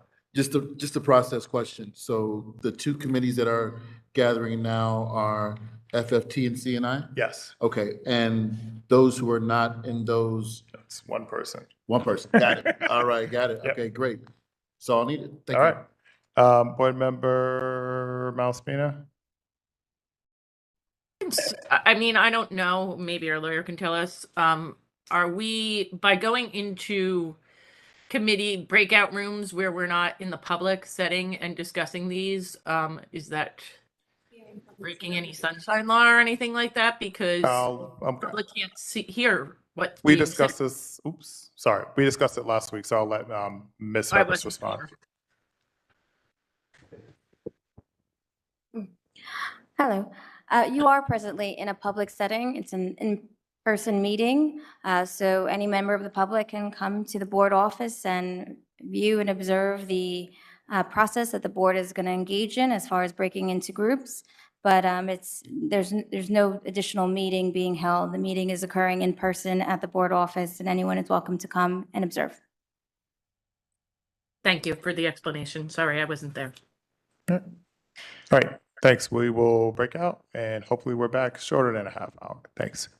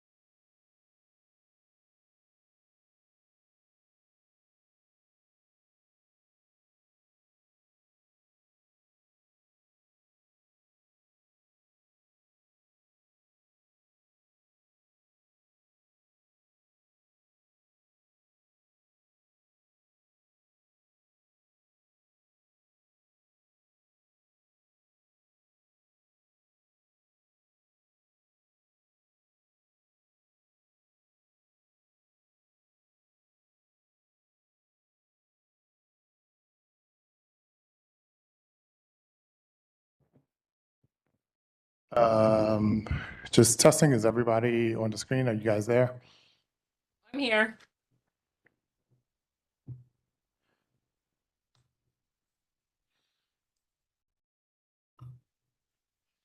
That's one. Board Member Bergen, Board Member Wright. I'm present. Great. Okay, we're back. How do you, okay, so I will just, why don't we, because I already know what one committee said, I'm going to ask the other committee to go first. I'll start with you, Board Member Wingfield, on the CNI pieces that you guys discussed. So one of our goals was already pretty fleshed out. So the restorative justice cell goal, social emotional learning, includes a lot of bullets. But we talked about the idea that those bullets were possible things that the plan, we believe, should include, but left lots of flexibility and leeway for the district to sort of choose its own adventure within that pathway. So, what was important to us was that this plan, once presented to us, was really robust and comprehensive and included plans to not only make use of expert frameworks, but also make sure that we're really activating and leveraging professional development into operationalizing our investment in restorative justice and cell training. So thinking about what does it look like day to day, week to week, month to month at the elementary, middle, and high school grade bands, so that as a parent, I have a real understanding of what the exposure and implementation looks like if my kid's in second grade versus seventh versus 10th. And that there's some real uniformity that if I'm going to go talk to this assistant principal about something or that assistant principal, there's a real shared knowledge band around what it is and how it works across the district.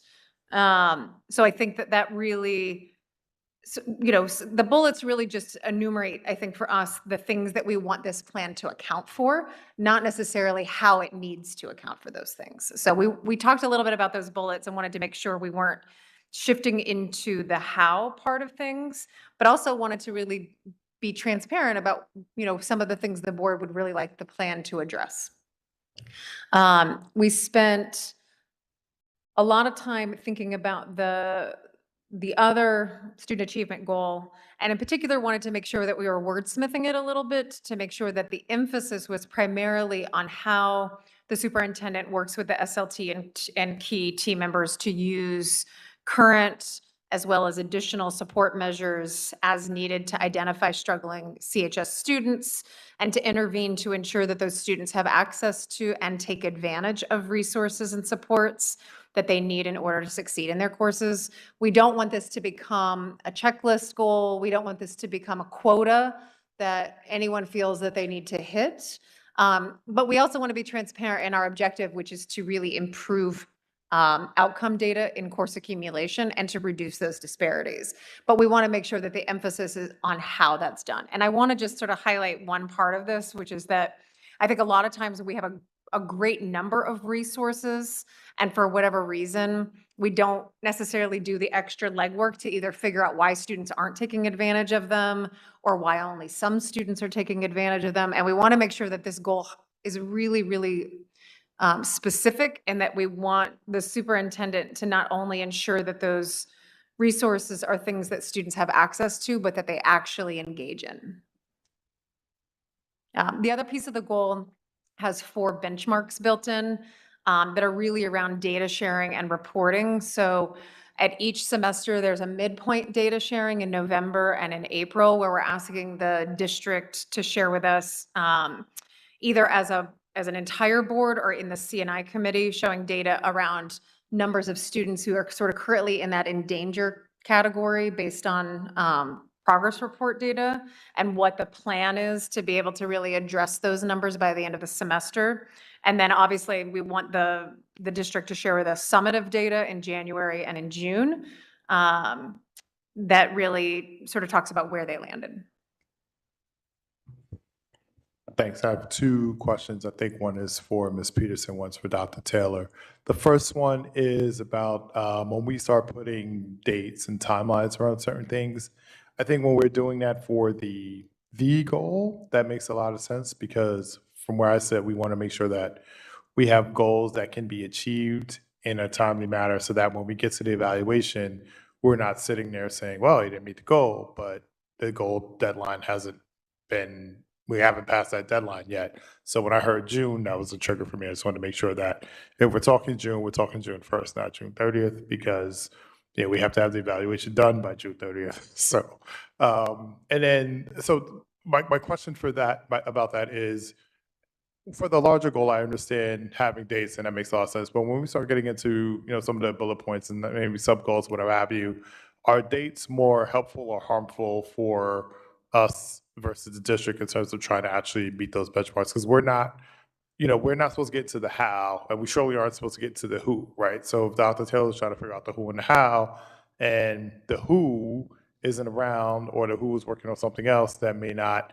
that may have taken a priority due to something else, how does that affect the how? And therefore, when we have these dates in the middle of these goals, does it end up hindering the overall process of trying to have a robust district goal to evaluate?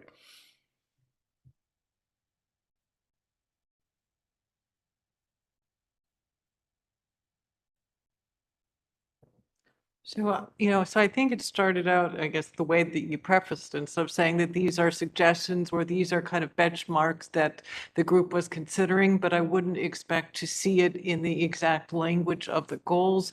When the administration writes the action plans, I would expect that they would take some of that into consideration. And, so I guess the intent is, as much as the goal is, we would like it to be broad, but to kind of help give the administration some further direction by breaking it down into smaller pieces. So I don't think that's being added to the goal. It's just kind of helping better define the what, with the recognition that at the end of the day, the how is the responsibility of the administration. Yeah, and I would say that it's an easy adjustment for us if we just put suggestions or for examples in those, near those dates, which we would definitely take seriously because there's just always so much nuance in managing the school district. Things happen that we never would have expected to happen that we're managing that will cause us to adjust when we're able to give an update and also knowing that board members won't be on the board forever. There may be different board members sitting here in June than are here now who won't have that context, perhaps view it in total black and white. And so just adding that little bit of suggested or for example, I think it solves that concern for me.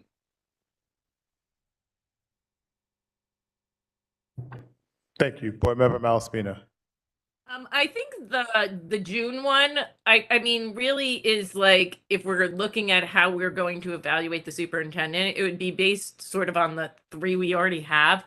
But I don't think we should forget about, which is something we tend to do, the like final end of the year stuff. So that might have to be because school grades don't end until, the 30th or whatever of June. It might have to be a July number or an August number or something, but I do think we should get a report out on that, if that makes sense. Right. I guess I'm going back to, if the evaluation has to be done by June 30th, and that's according to state statute, everything that we're evaluating, that's a 1-year goal anyway, needs to have been completed from, at least where I sit, by June 1st, because that gives us time to get the evidence to do the evaluation. If you're gonna do that as if we start doing things that are past June 30th, then I guess by its nature it becomes a multi-year goal, which is fine, but I think we should just preface it that way as, a multi-year goal, and then it gets evaluated the following year.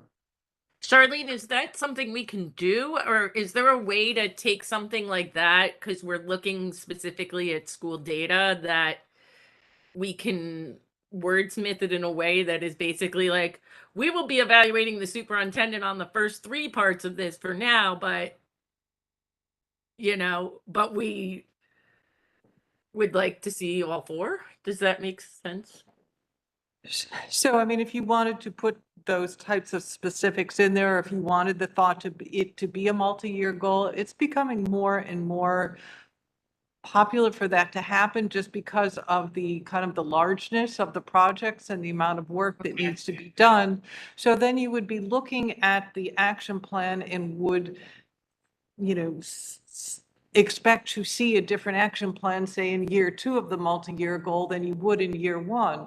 So you would be evaluating the superintendent, and if we know that this goal is going to take more than 1 year, in year 1, these were the things we said, or he said he was going to accomplish. Did he do those things? And then when we see the plan from year 2, it should build on what happened in year 1. So if you're thinking you're not going to be able to get all the information or not be able to accomplish everything that needs to be done with that goal in 1 year, then recognize that you should kind of evaluate him on the actions that are going to take place this year, recognizing that there needs to be follow-up actions the following year then to continue to complete the work on that goal. Great. I think that's what we can, I personally think we can wordsmith that to make that clear. Thanks, Board Member Malaspina. Dr. Taylor? I was just going to add that I know that Board Member Wingfield and the group she worked with were specific about the not having a quota piece. And I think when we start to drill down to June results, it begins to lean that way a little bit, right? So I think even though we know final grades don't come out until June, we have to just be careful that we're not structuring the goal in a way that creates a quota when we don't intend to have one. That would be yes. Thanks for that. Board Member Wingfield? Yeah, I mean, I think what we did was we sort of reordered the words in the opening sort of frame so that what was really being emphasized is the use of support measures. Understanding that the outcome, the expectation of that outcome of use of those support measures is to improve course or credit accumulation and reduce those disparities. But I think there's enough data that we can gather both from progress data as well as from the first semester data that allows us to be able to assess the effectiveness of those support measures that you're going to be employing and sharing with us. In order for us as a board to be able to make a determination on the performance around this goal. And so a couple of changes that I've made as a result of just listening to you, Dr. Taylor. I think one is just a really short thing that says the superintendent will provide timely updates on the progress towards this goal, for example. And so the expectation is that we will get access to that information. But if it's, December's first week of December, CNI meeting versus November, just so that it doesn't box us in there. And then for the June 2023 data, the expectation is that we're still shared that data, but that there's a little asterisk now that says that that data may not be available for consideration for the superintendent's evaluation. Is that okay?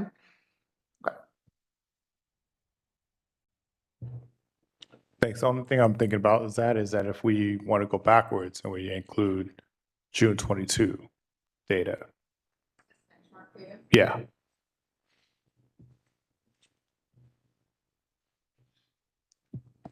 All right, I don't see any hands, so thank you for that. Well, I'm going to ask Board Member Valamani to walk through what the FMC discussion was. We certainly had far fewer words than what this CNI committee came up with. We came up with a bunch of bullet points under 3 big buckets. And so if you think about intentional integration, we have transportation, Marshall Bolden K5, experience surveys, and Title I planning. Those are the 4 sub buckets. I mean, of course, we'll put verbiage around this to make it into a proper sentence. And the second bucket was long range facilities plan, because we did agree with Dr. Taylor that a lot of the work there is automated. It is, it's already done. There are rules and regulations in place, but it is a huge chunk of money that's being spent. So not having that as a goal would be, just a bad, not a good idea. So in those bullet points is management of $160 million, oversight of secondary school construction, financial cost reporting, and safety and security plan that fall under long-range facilities plan. And the final bucket of communication would be cost reporting, which is again part of the long-range facilities plan, and safety and securities communication. So that's, I think we were in agreement with all of these things, and this is as kind of pared down as possible. The question I have, which is again a process question, is that obviously all of these require feedback and reports coming back up. Should we be putting those requirements for reports in these goals, or what about in sub goals or action items, as you may call them, saying that this is what we expect to see? Otherwise, how do we know that this is happening, right? I mean, that's the kind of question. Like, for example, we say Title I planning. I mean, obviously there are milestones and things like that. So how do we deal with that?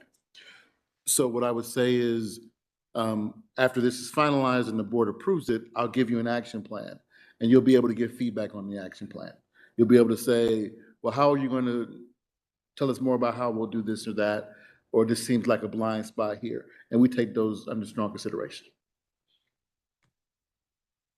So that's pretty much what we have, and I mean, I know each one is quite chunky, so open to questions. There's one thing I just want to clarify from the board is that when we talked about, you're talking about integration of facilities as well, for both? Yes. Okay, so one thing I just want to clarify for the board is that safety security is meeting tomorrow, so we have this like sort of open area right now that, depending on how that conversation goes with Dr. Taylor and Mr. Valls, will determine what, if anything, is appropriate for that based on those discussions. So, because one thing we talked about was the key cards, but that's likely to be done by the time we even pass these goals. So that's probably not appropriate, but we're just gonna, it's open for now, but we anticipate, putting something in there by the 25th. So I just want to make sure everyone was aware of that. And then another thing that came up also, and from what Board Member Wingfield said, was about sort of reporting and communication. So, we both talked about it in various ways. I know that came up as a potential, big picture goal, but I think we're tackling it in some of the sub goals that in all of the ones that we do have as our 4 big buckets. So I just want to make sure everyone's aware of that.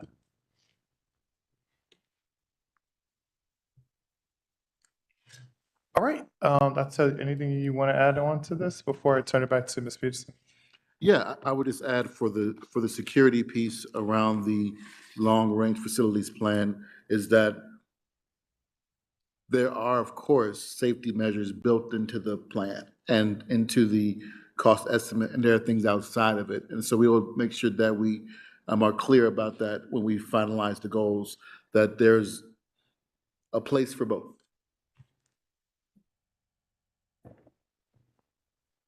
Great.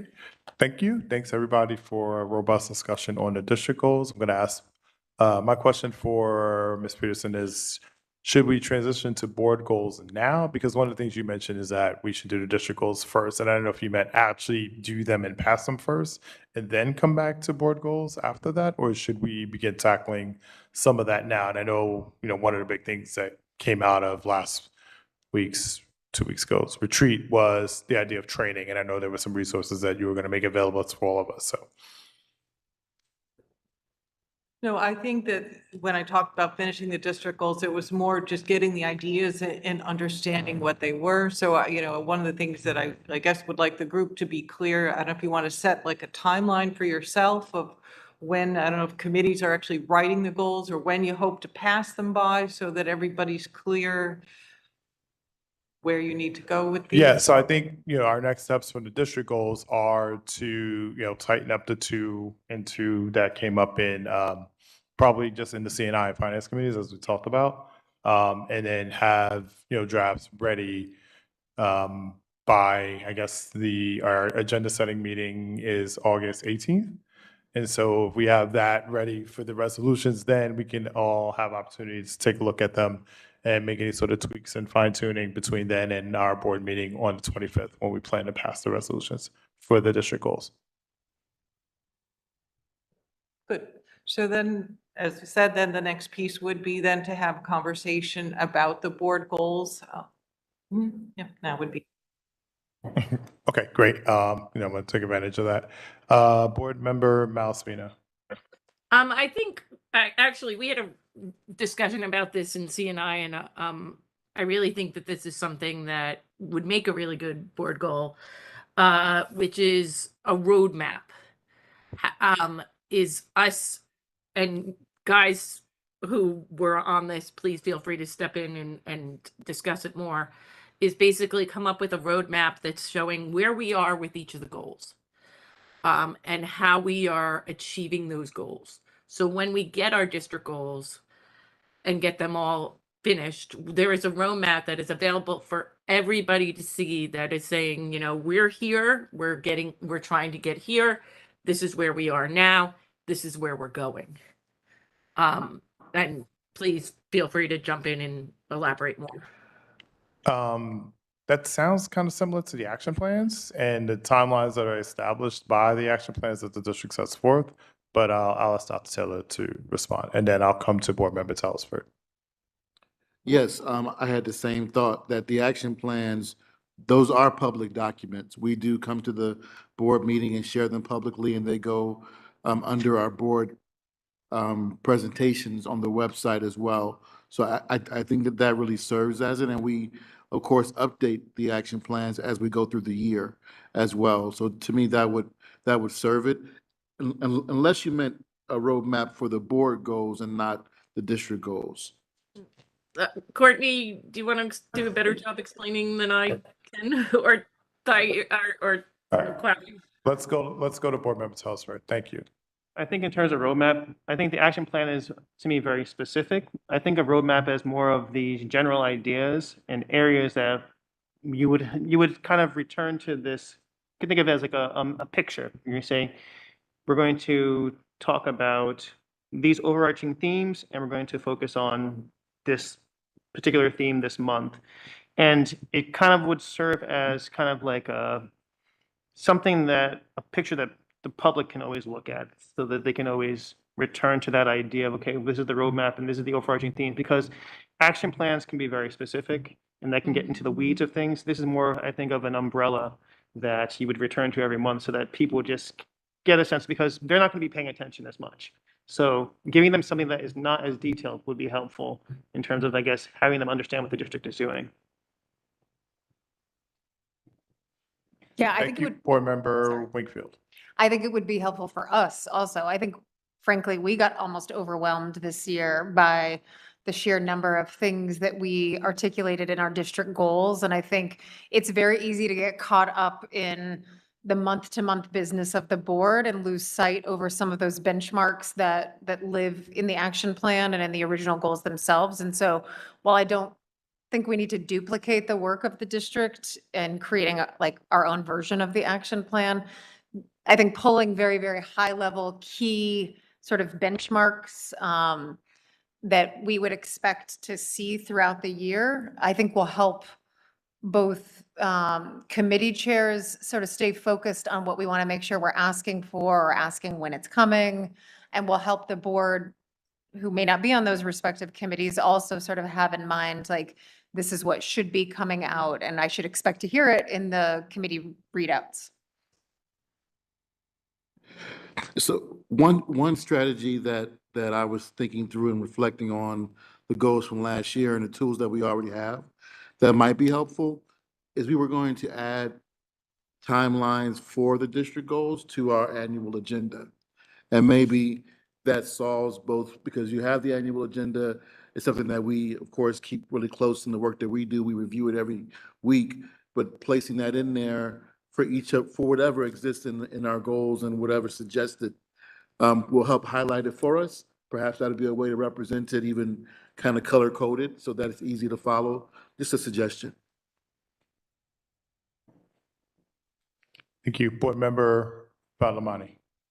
And this kind of goes back into the idea that we've been bouncing around of automating some of the reports that we get. So if those are part of the agenda, as you said, annual agenda, it is automated. We all know that we're expecting a report, and people who are generating the reports also know that they should be generating it and presenting it at that particular time. I think that's a great idea. Thanks. Anything else on that before we transition into the board goals? Nope. All right. As we transition to board goals, for those, I'm looking at the email I sent around Thursday, the 28th, about 6:45 a.m., which outlined this is the second time I had sent it, which has the summative document from our board self-evaluation. I'm focusing particularly on the proposed actions that came out of there. The one that was very, the one that came that showed up in several places are the opportunities for training, and it came up in different what do we call these standards of board performance, et cetera. So, and I know Ms. Peterson is going to get us some of those training materials. She'll get them to me. I will disseminate those to the rest of the board. And I don't know if we want to put a number or a percentage, and if we want to do training as a group, training as individual, because we know some of our required training that we're done on an individual basis. And obviously we have retreats where we have Njsba come to us and do some training. We also have the annual conference in Atlantic City in person this year, right? All right. So where we get to go. And there's lots of different workshops there that we can attend. Obviously, the last 2 years have been virtual. Even some of our mandated training has been virtual. But just thinking about opportunities for us to get training together as a collective, and then obviously because time, you can't meet every week, but time for us to do some of those trainings on our own, but committing to doing those, like all 9 of us take fill in the blank course by fill in the blank date, something like that. So I just wanted to see if there was any conversation or objection to having that as one of our board goals. And that's a framework, but Charlene's grabbing the big yellow notepad. So as she grabs that, again, like I said, training came up repeatedly in these goals. So I just wanted to figure out how we wanted to tackle training together versus individual. To recognize that there's, we all have our own lives, and we don't always want to always just be here in a empty room at 9 o'clock on a Monday taking training courses. So how are there opportunities for us to do some of that training individually on our own time, but committing to doing so, while also committing to attending, we told, one of our last goals was having quarterly retreats. And so maybe a quarterly retreat that always has a training component is an easy way to get some of that, but also have, look at some of the resources that Ms. Peterson is going to provide to us, and then sort of identify 2 or 3 key areas that we're like, oh, this is important, but it's important, but we may not all need to be able to do it together. It might be something that we can do as individuals. So, like, I know Robert's rules came up. That's probably something we should do together. Because that's how, our meetings operate under the parliamentary procedure, and that's the best practice for that. Oprah and OPMA came up. And, maybe we should do that together. Maybe that's individual. I'm not sure. We can have that discussion, but that's a training that came up in a couple different places. Racial consciousness training, I would submit that's probably something that we benefit from doing together.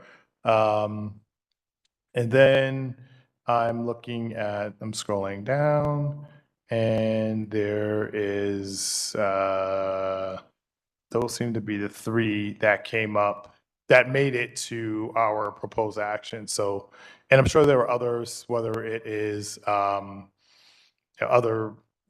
here, we talk about the data committee. We've already talked about how data informs board decisions, so that may not necessarily need to be training. One that I do remember coming up that's not necessarily here is about the board's audit, compliance, the financial reports. I don't know if there's a specific training on that, but I remember board members, I saw that in a couple different places that maybe didn't feel as comfortable with understanding that material as others did.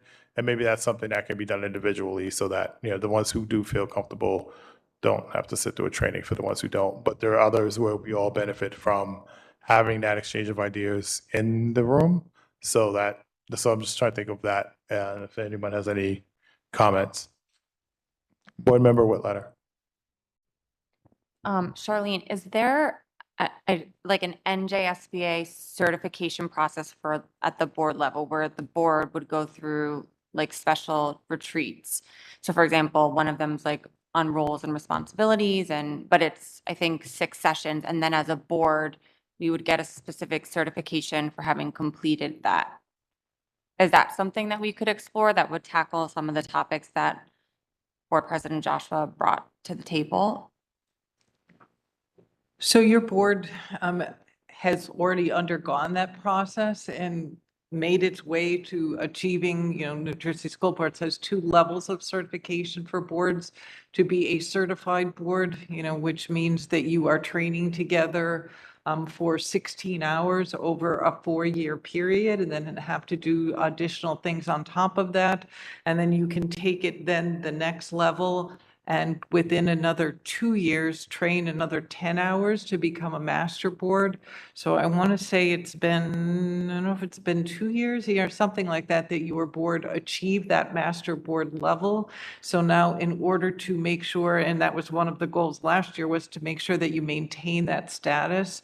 So the way that you do that, while credits you earn as an individual do not expire, credits that a board earns has a 4-year life.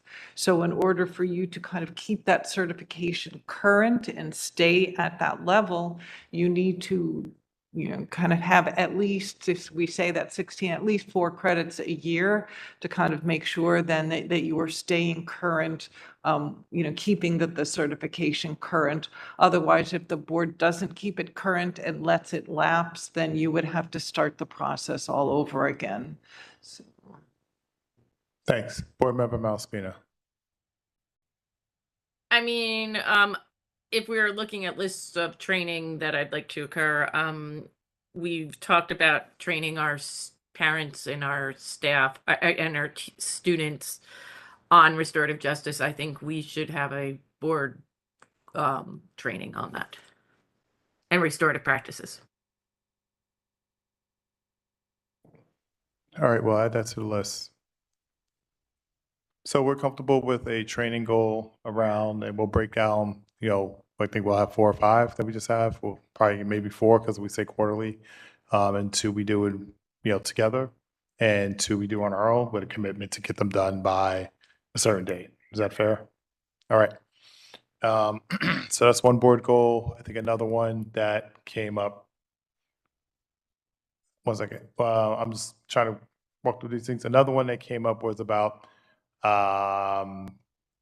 policy review, then the policy stuff. So I know we talked about that here and a little bit.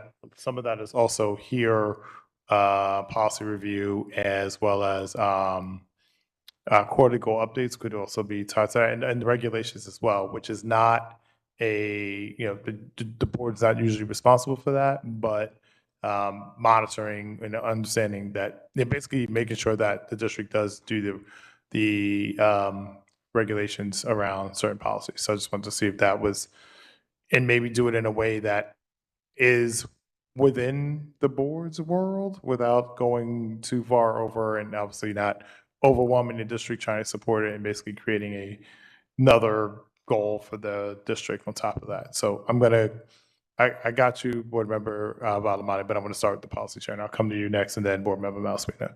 Go ahead, Board Member Bergen. Thank you. I just wanted to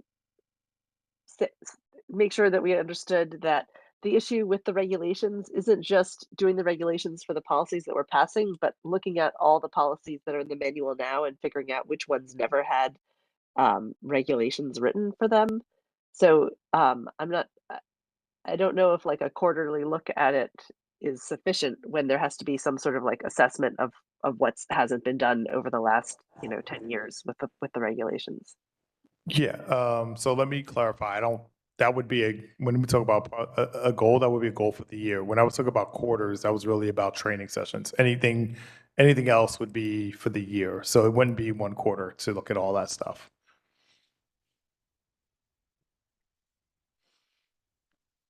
Board Member Valamani, and then Board Member Whitletter. So I just wanted to get a quantification of how much the training is going to be, because I don't want it to be like, I work at a bank and every 3 months they throw us like 500 hours of training, of compliance training and whatever stuff. And nobody really takes it seriously, right? I mean, you remember the questions, you go answer them and you're done. Obviously that's not what we want to do. We want to make sure that we understand the training out here. So I would like to minimize the amount of time we spend training, or maybe we do it right up front when new members join the board. Because once you read about Robert's rules, you know what they are. You may choose not to follow them. That's a different problem, right? But you know what they are. So you don't need a refresh training every 6 months on Robert's rules. And similarly, right? Yeah, I would say, to answer that question, the, retreats are like 2 hours, right? So the ones that we were gonna do in person, whatever those are, you're looking at 2 hours, plus whatever public speaks we have or don't. And then the ones you're doing on your own, I don't anticipate any of those being more than an hour. Maybe two, because like some of the other, when I look at some of the trainings I've taken, they're generally 90 minutes at max. There was, excuse me, one was 3 hours, but that's the exception. That's not the rule, at least for what I can do, right? To remind some. So maybe I just look for ones that are in the 60 to 90-minute range that seem informative enough that I'm going to get something out of it, but that are not going to take up too much of my own time. So, and I would not ask folks to take like a 4-hour training course on their own time. That Njsba already makes us do that as a requirement. So I'm not going to ask anyone to do more than that. Board Member Whitletter? Mine was entirely different. So if we still want to talk about this, I can wait. Yeah, let's just, so we went back to training. So are you still in training? Because I want to go back to policy. And I also want to kind of point out to the board that if we magically assume that all this training is going to make any kind of extreme discussions on the board to go away, that's not going to happen.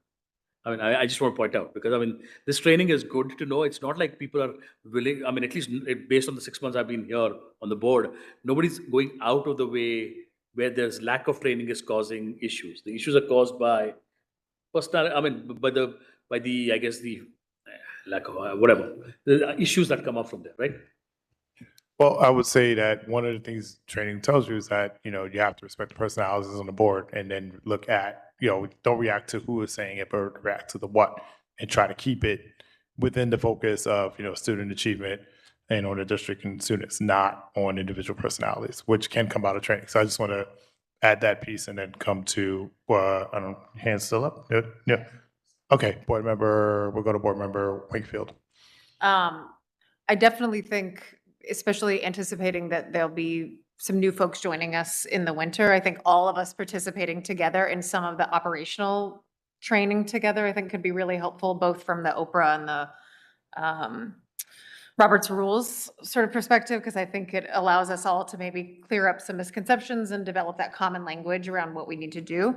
But I also think that whether it's through cultural competence, racial equity training, and then some of the restorative justice training, like those two span a lot of the work of the content that we often talk about on the board. And I think it's not always fair that there's a few of us who sort of live and breathe this in our professional day-to-day, and that there's others who, don't necessarily and have a lot of questions. And I think the more as a board that we can start to norm and have a common set of understandings and language around some of the content that we're grappling with, not just the operational pieces, I think the more we're going to be able to advance these issues, the more we're going to be able to support the superintendent or challenge the superintendent if that's what's called for. But I think that, nobody needs to be getting a PhD in any of these subjects, but I think if we can have some really like baseline foundational, whether they're training or just sort of overview sessions in some of this work, I think that we'll all benefit from it. Okay, I'm now going to come back to the policy piece of this and just get folks' takes on whether it's not managing, but at least identifying regulations or identifying a way to tackle policy management, if that's something that we think we're capable of putting forth as a board goal this year. Again, we don't have to have all of our board goals done tonight. I just want to, have the discussion while we're all here and then leave and, we'll do some of the same sort of work we're doing at a committee level to sort of put these together. And while it's ideal that they're done by August, I don't think we don't have to. If we have, this has to get done in September, that's fine. But, if we're going to prioritize mine again, I just want to make sure we prioritize the district goals. So with that, Board Member Malaspina, wait, nope, did I come? No, Board Member Whitletter, sorry. Hold on one second. Nope, okay. Board Member Malaspina and then Whitletter. Okay. I agree. I think we should look at the policy goal and try to find a way that we can meld it. I think it is an important goal, being on policy for the last 2 years, but and I think it's something that can be really beneficial.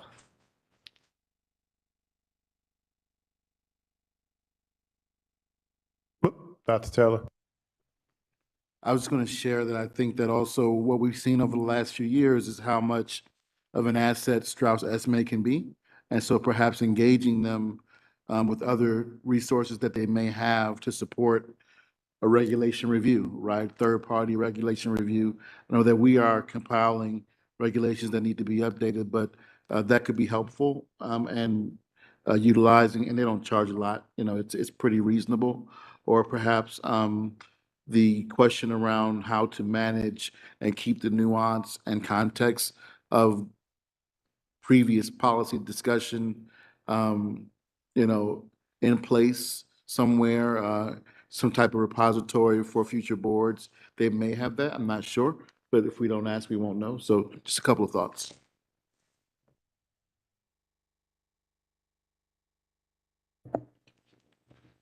All right, thanks. Board Member Whitletter.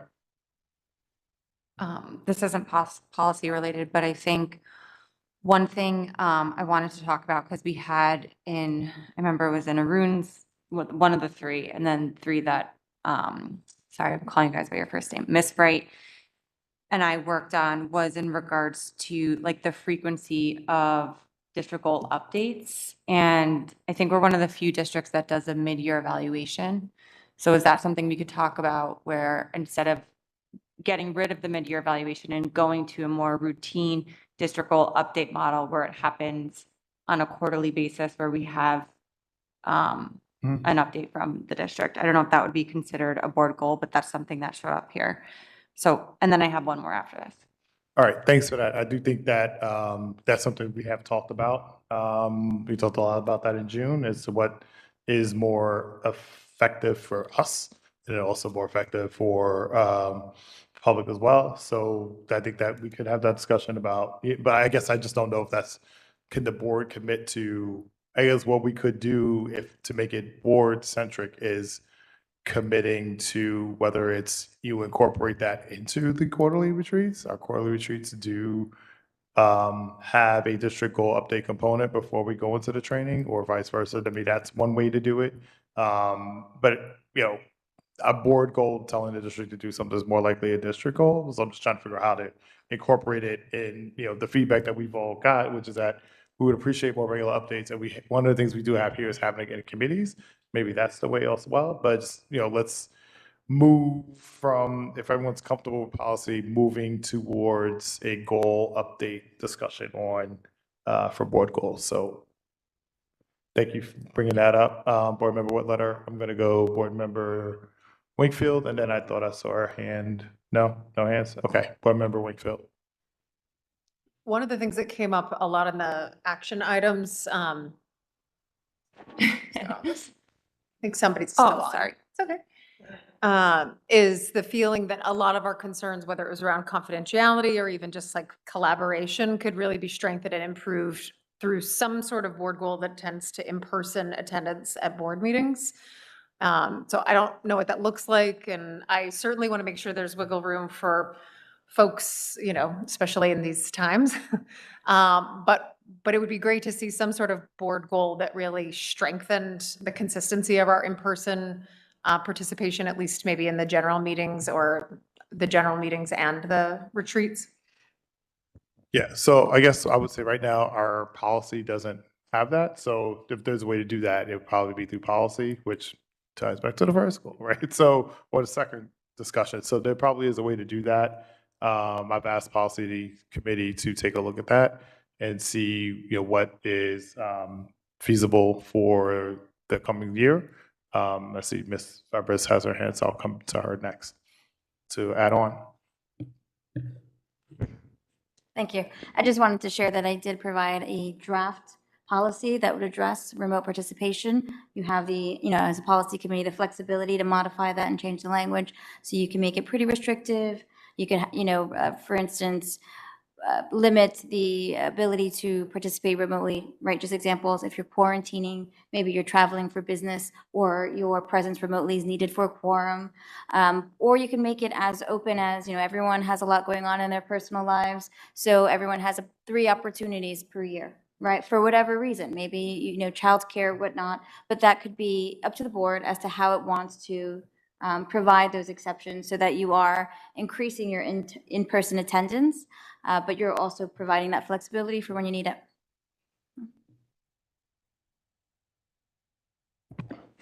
Thanks. Board Member Malaspina. I ask that we address this issue in executive session, and because I don't feel that it's appropriate to express my views on this right now. Thank you. And as we just said, there will be, the policy committee will be leading that discussion. So have those discussions at the appropriate committee level as well. Thanks. All right, so let's go back to, I just want to make sure I don't think we got to a certain place with the goal updates here. So what's appropriate, I think there's definitely a sense that more updates is better without overwhelming the district, right? So if those more, and the way to do that is you add one more, because what we talked about is basically ended up doing it in thirds, because you have this sort of 3-month window where there isn't goals, because we've done, the 21-22 goals already. We haven't, we are going to formalize 22-23 goals in, later this month. So then and then after that, usually September is when we would get the action plans, right? So then after that is what is the first reasonable expectation for an update, right? I'll chime in a minute, but I think what happens with that is, with that model, you at most get 3, because even if you do it quarterly from that point, you're looking at, maybe you're doing December, February, April, every 2 months. And then, the next one is the evaluation, right? So if folks are comfortable with that as a model, maybe that's something, again, we commit to doing, is ensuring that whether it's during our regular meeting or during a special meeting, that's solely focused on that doesn't get into the way of all the other operational day-to-day stuff. Maybe that's the way to do it, but I just want to let Dr. Taylor opine before we decide how we want to move forward. Sure. I hope that most folks get from our goal updates that we put a lot of effort into them, right? There's a lot of people who are involved, and we take them really seriously. We understand that there are folks who watch board meetings, and it may be the only time they get that update. So we try to make it very robust and informative. And so I would say that I wouldn't want a quarterly update or an update for the board district goals to be, we're working on it, right? I want to be able to share something robust in the updates, not just have them scheduled for schedule sake. And so part of the rollout is making sure that we're now having goal meetings with everyone else that this cascades and touches. So all the principals, all the supervisors, the cabinet members, et cetera. It takes a little bit of time to turn it around. I would say that we probably couldn't give a substantive update that I would feel comfortable and confident giving before November, because that's just the timeline it would take for us to have it and make sure that it's worth everyone's time. If it became a monthly update, they would just be much more brief and less substantive. And I don't think that we would, from my perspective, want that representation out in the community because it appears we're not making a lot of progress when this takes time because of the number of folks who are involved. One question for you, Dr. Taylor, is does the, tying that to the action plans, right? So we tie these, I just threw out those months because it was like every other month from once we got the action plans done. Between then and our, after April, we're really starting to wind down because goals should have like, big picture goals should have, like a May or June timeline. So June 1 timeline at latest. So then the question I have is, do we sort of target these after the action plans are put together to say, all right, this seems to be a good point in the year to do it based off of what you've put together in your action plans? Yeah, I think that the action plans, to me, are counted as an update, right? We present the action plans publicly. The board gets to give feedback both in committee and in this space. And to me, that's a substantive update. And so now, that's probably, if you approve our district goals, August, action plans are probably going to be September, probably, right? Because after schools are open, even though we're opening later this year, yeah, it probably mirrors the action plan. October is probably the most reasonable way for us to give you completed action plans for all 4 goals and also a chance for the board to give us feedback. That won't stop us from working on them, right? It's not like we pause all of our work until the action plans are presented. They're a living, breathing document. So we'll begin them, as soon as we start. So I'm not sure if I'm answering your question or not, but. Yeah, the one thing I just want to point out is because of the change, our September meeting is later than it normally would. Right. So we still might have some runway there that we would not have had under our older meeting calendar because school's opening the 8th and 5, 7, 6, 5. Our meeting was the 19th, so we've got those 10 extra days. So it might be something we can achieve that I don't think would have probably been, very aggressive to do under the old meeting calendar. So I just want to make sure that everyone was aware of that.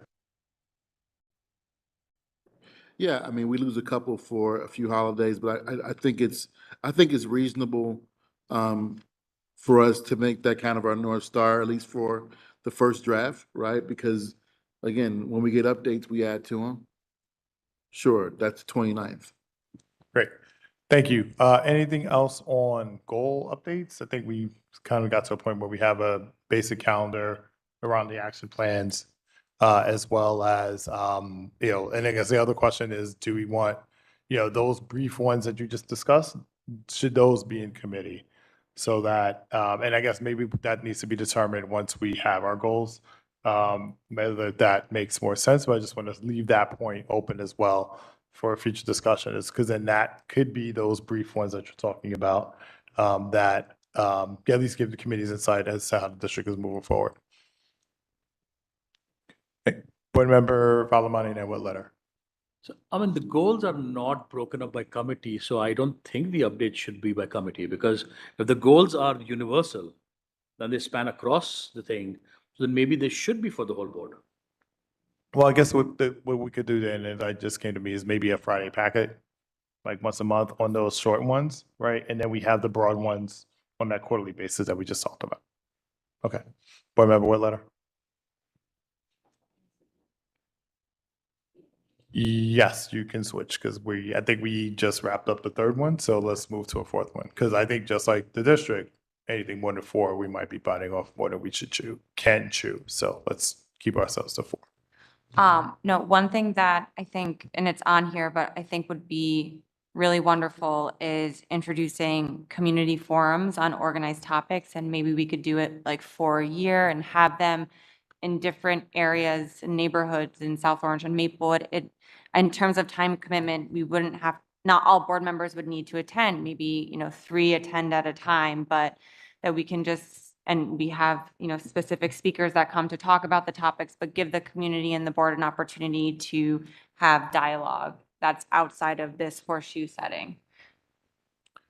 Thanks for that. I think that is something that always comes up because it was like, what is the appropriate amount of community participation. Everyone, like some, well, not everyone. Some of us like being out there and talking to people, et cetera. But 99 times out of 100, the answer is email the district. Like we can't, our job when it gets to the operational stuff with the schools, that's not our role. So it's like, oh, I have a question and my kid's teacher does this. Like our answer is always the same. Like we're just pressing play on, go talk to, go follow the chain of command is actually the real answer, like follow the chain of command.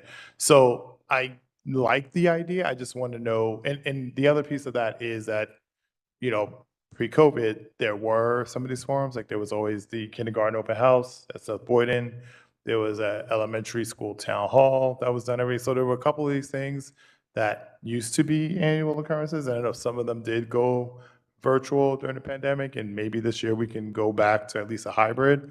But those are things that not necessarily for the board, but the district, a way to be out in the public, a way that we have, and we did the integration forums like that. And that was either, before I was on the board or right after I started. So those are opportunities that the district could do. And maybe, we talked about communication earlier. Is there a way to tie that into, another, I don't know if it's a goal, but an understanding, because that does come up in one of the standards in terms of community relations, does come up in one of the standards for evaluation. And maybe that's some of those things that we used to do, if we're just bringing them back, with obviously the board's usually there in some sort of capacity supporting the superintendent, but does give the opportunity for some of the communication you're talking about, but also for the more operational stuff that's outside of our lane. I'll let Dr. Sale chime in, and then I thought I saw another hand, but okay, and then Ms. Febres. Yeah, I think that some of the things that you're referencing were pre me as well, before I arrived. And most of the public forums that we had during our pre-COVID times were focused on intentional integration, district-wide equity and things like that, and also school safety from Columbia here. I would be interested in seeing maybe the record of those previous exercises and what they were really aimed at, because most of our public pieces now really focus in, are really narrow, like our math nights, our high school experience nights, our middle school experience nights, of course, the performances and things like that. So I think we have a bevy of public pieces that some are school-centric, some are grade span specific, but hearing more about what happened before would help me to understand if there's a blind spot there. And of course, the board is invited to all those pieces. But if the board wanted to have a singular board-focused public speaker or conversation or something with, I know that the CCR has done those type of things before, we would do our best to support, for sure. Thank you, Ms. Febres. Yeah, I just wanted to provide some clarity on the use of community forums. I think while a great idea, they should be led predominantly by district administration. They should be tied with whether it's a district goal that's the board and the district has agreed upon. And the reason for that is you have to be very careful. You don't want members of the public thinking that individual board members, let's say 2 or 3 participate in a community forum, have any authority, right, on behalf of the board or speaking for the board. You don't want to give members of the public the insinuation that you or the district is promising to engage in any particular initiative because there is an interest behind something, right? Because they may think that, well, the reason why there's a community forum is because they're trying to gauge interest because this is something that they're going to promote or start taking on. So you have to be very careful with those. It generally is recommended if you're going to have some sort of community that there's something that's happening in the district, the superintendent is involved, the board members are more audience than active participants in that forum. But also keep in mind, any member of the public can come to a board meeting and can sign on remotely and give a comment on a matter of any importance to the Board of Education at a meeting. They can email a board member. There's also use of community surveys, usually district-led, right, when they want to gauge the community's interest. through committees, you can discuss in in your smaller groups, right? If there's anything that's coming up within district and as you're discussing in community, do you add it to the agenda as a public hearing on that particular item? So you definitely can, if you want to like focus the discussion on something more particular, you certainly can do so. But my recommendation is always to make sure that district administration is really leading that discussion and that involvement so that there's no confusion whatsoever that a board is making a promise to a member of the board member is making a promise to a member of the community that there might be, you know, a goal or activity being advanced that really doesn't hold the support of the board or is not within the budget or is not right within the district goals of administration and it's just not feasible that year. So that's my recommendation. Thank you. Can I try to bring both sides together here for a second? So for theoretically, we could just have a date in this year, this calendar year, where we put on a board meeting agenda or even call a special board meeting and we talk about something, you know, something we heard about tonight, right? Transportation.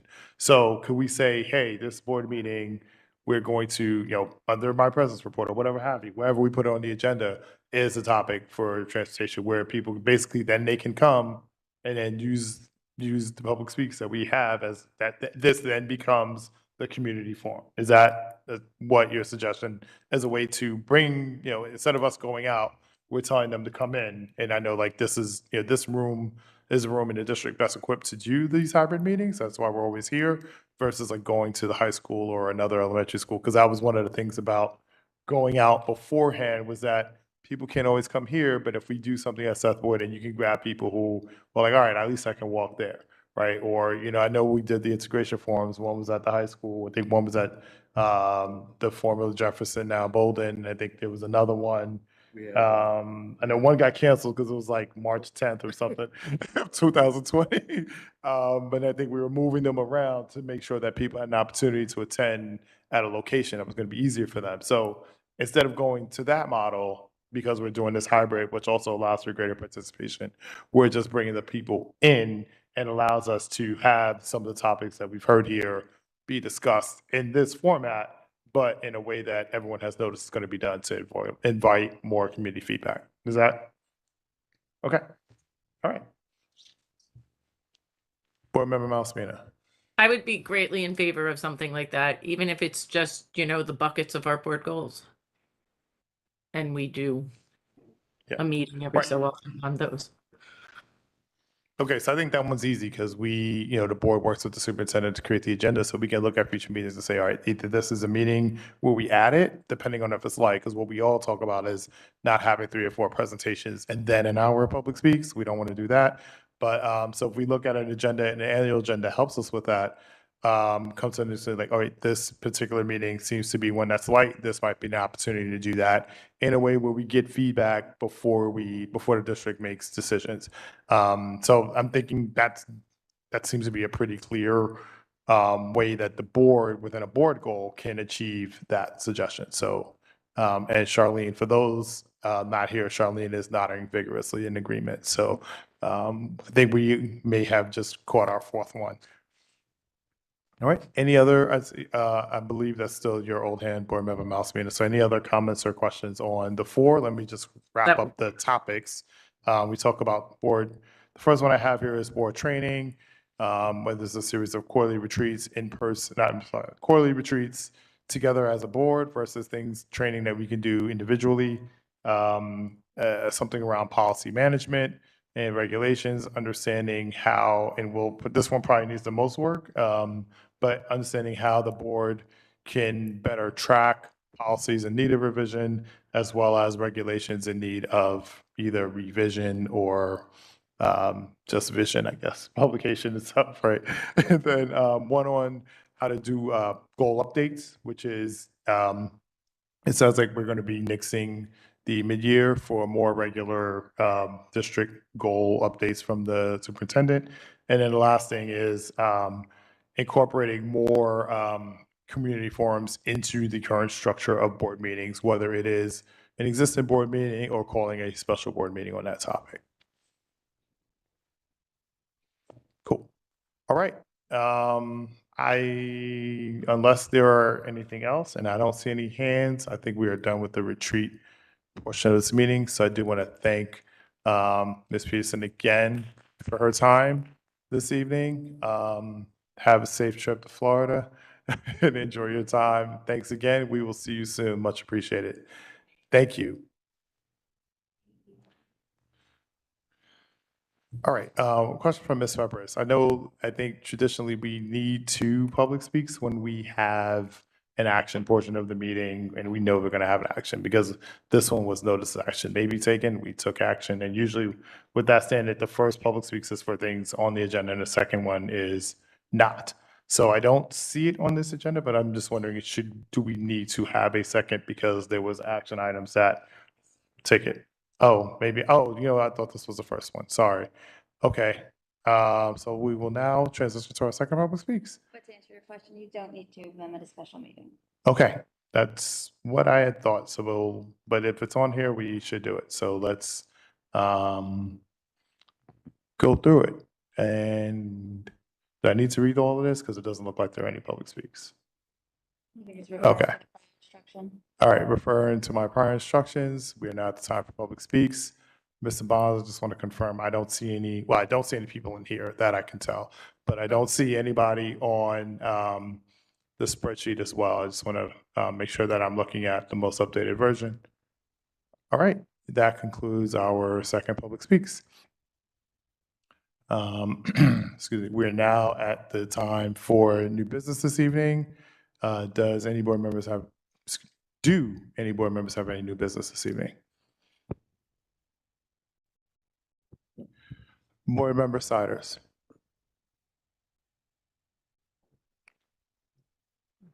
Hello. I would like to make a motion for the board.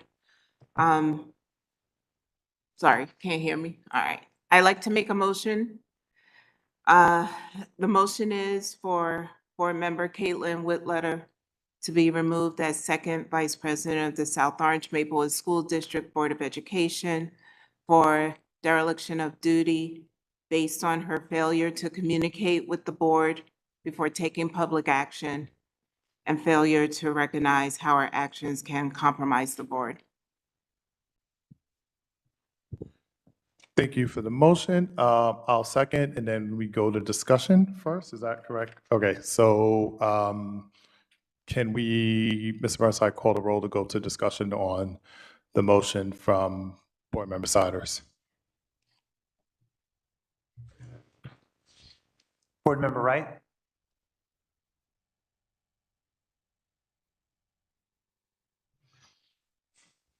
Board member Wright, you're muted if you're there. I'm here. Hang on one second. My granddaughter's calling me. Sorry. Hey, lady, how you doing? Joe. Board member Wright? I'm on a board. I'm at a board meeting right now, sweetie. Why don't we come back? Yeah, come back to her. Okay. Do it the other way. Board Member Whitletter? According to bylaw 0171, duties of board president and vice president, for a removal from office, a president or vice president. Point of order, right now, we're just taking a motion to go to discussion. We can do that at discussion. Sorry, okay. Yes, sorry. Thank you. Yes. I'm sorry. Yes. Okay. Yes. You're good. Board Member Vadlamani? Board Member Telesford? Yes. Board Member Siders? Yes. Board Member Malaspina? Yes. Board President Joshua? Yes. Board Member Bergen? Yes. Passes. All right, we're now in discussion for the motion made by board member Siders. As Ms. Board Member Whitletter, you started talking, so I'll come to you first, and then we will go around if anyone else has any comments. And then we'll go to Board Member Malaspina in a second. Go ahead. Can I ask a question and then also after we have well, I guess I can make a statement after. Well, yeah, go ahead, ask a question first, and Okay. then we'll come back to you for your statement, and then we'll go to Board Member Mel. Okay. So sorry, Francis. So for bylaw 0171, or actually for anyone, duties of board president and vice president, for a removal from office, a president or vice president of the Board of Education who shall refuse to perform a duty imposed upon by that office by law may be removed by a majority vote of all of the members of the board. So I guess in terms of which law I violated, do we know which law that was?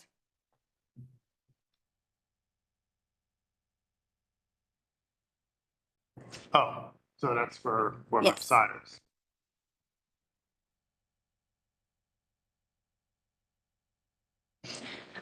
The bylaws for our duties of board of president, vice president has a clause about the removal from office. And it's saying that a president or vice president of the Board of Ed who shall refuse to perform a duty imposed upon by that office by law may be removed by a majority vote of all the members of the board. So I just wanted clarification as to which law I violated. My statement doesn't say that you violated any law. It just said dereliction of duty based on the failure to communicate with the board before taking public action, and that your actions may compromise the board, but it's not I would assume violation of a law is a legal term, and I'm not making that argument. So then can I be removed from office if that's in the bylaws? So the bylaws say that a president or vice president who refuses to perform a duty may be removed. It doesn't indicate that it's the only basis for an officer to be removed.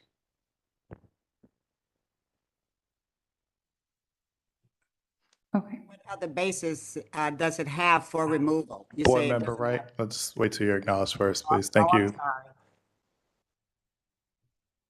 We're still with board member Whitletter, and then we will come to board member Malaspina, Bergen, and then board member Wright.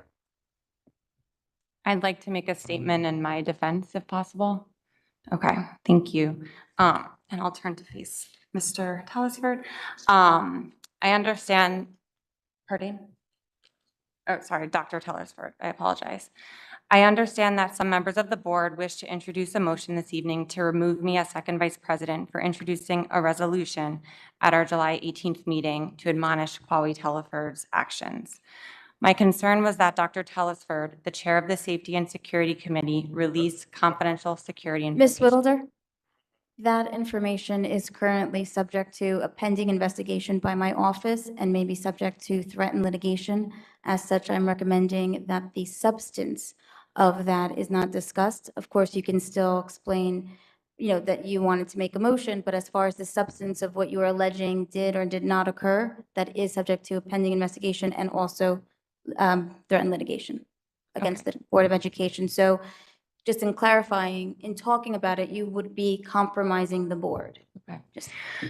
So just to be extremely generic, and so this statement I won't be able to read. A presentation was made that could have potentially jeopardized the safety and security of our students. As a board, we need to recognize that this happened. And frankly, we owe a public apology to members of the community that this was done. The presentation has since been redacted from public record, which was my own personal recommendation, and I'm glad to see that it was done. That speaks to the volumes of what transpired that day. I'm not here to point out, it's not about any individual, it's about the actions that we take as board members that jeopardize the safety and security of our students and the integrity of this board. There could have been a way that we as a board took action to provide information that was not for public consumption, and we didn't do that. Ms. Whittleder, it was explained to you before that you're assuming facts that have not been proven and that our investigation has not established, and you've been notified of this on multiple occasions, that every time you make a statement about what you think occurs without evidence, you are taking private action that compromises the board.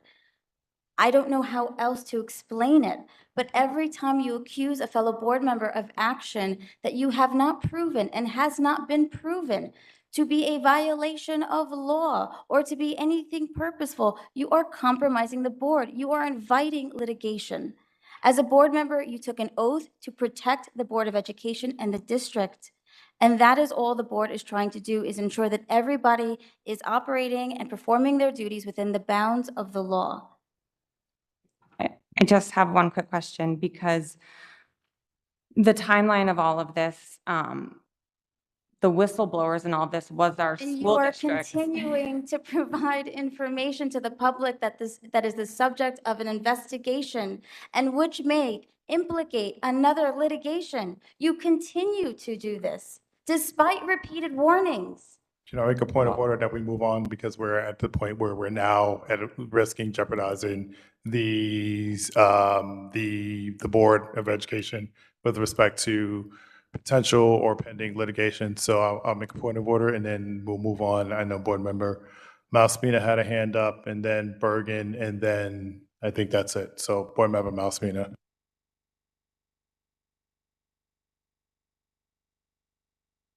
Board Member Malspina, you're muted. Sorry. Yes, I'm unmuted now. I'm very appalled and upset by the fact that you were not allowed Caitlin to defend herself under these allegations. As many of you have told me numerous times over my tenure, we have the votes, so I can't stop you from doing this. You have the votes to make this happen. As a member of the minority, I can only use my voice and vote to point out that what is happening here is not only improper governance, it has made it impossible for us to improve our relationships moving forward. Since when has the Board of Education become the judge and jury of what is or is not a dereliction of duty? Nowhere in our bylaws or policies does it state that you can remove as vice president a person from as vice president because of it. You don't get to just make the rules up as you go along. This isn't how this works. That's not how any of this works. We have policies in place for just this reason. And it is also why we have a school ethics commission to advise us if someone has broken the law. You can't just skip over the process and declare someone being in derelict of her duties because you have the votes to do so. As Board Member Whitletter mentioned, District Policy 0171 is very clear. A president or vice president of the Board of Education who shall refuse to perform a duty imposed upon the office by law may be removed by a majority of all the members of the board. What law has she broken? And what duties has she refused to perform? How the board attorney is allowing this to happen is beyond me. I knew we were dysfunctional, but this takes it to a whole new level. We have now moved on to attacking the messenger instead of dealing with the message at hand and its potential implications. If nothing was done wrong, as board member Whitletter's concerns and board member Whitletter's concerns were baseless, why now, after over 20 days of the CHS blueprints being up, was the video taken down and the images of the blueprints blurred?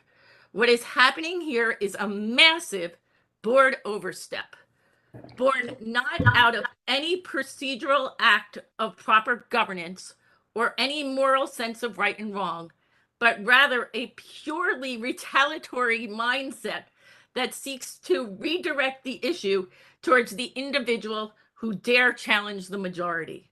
This isn't sound governance. It's shameful and embarrassing display of vindictive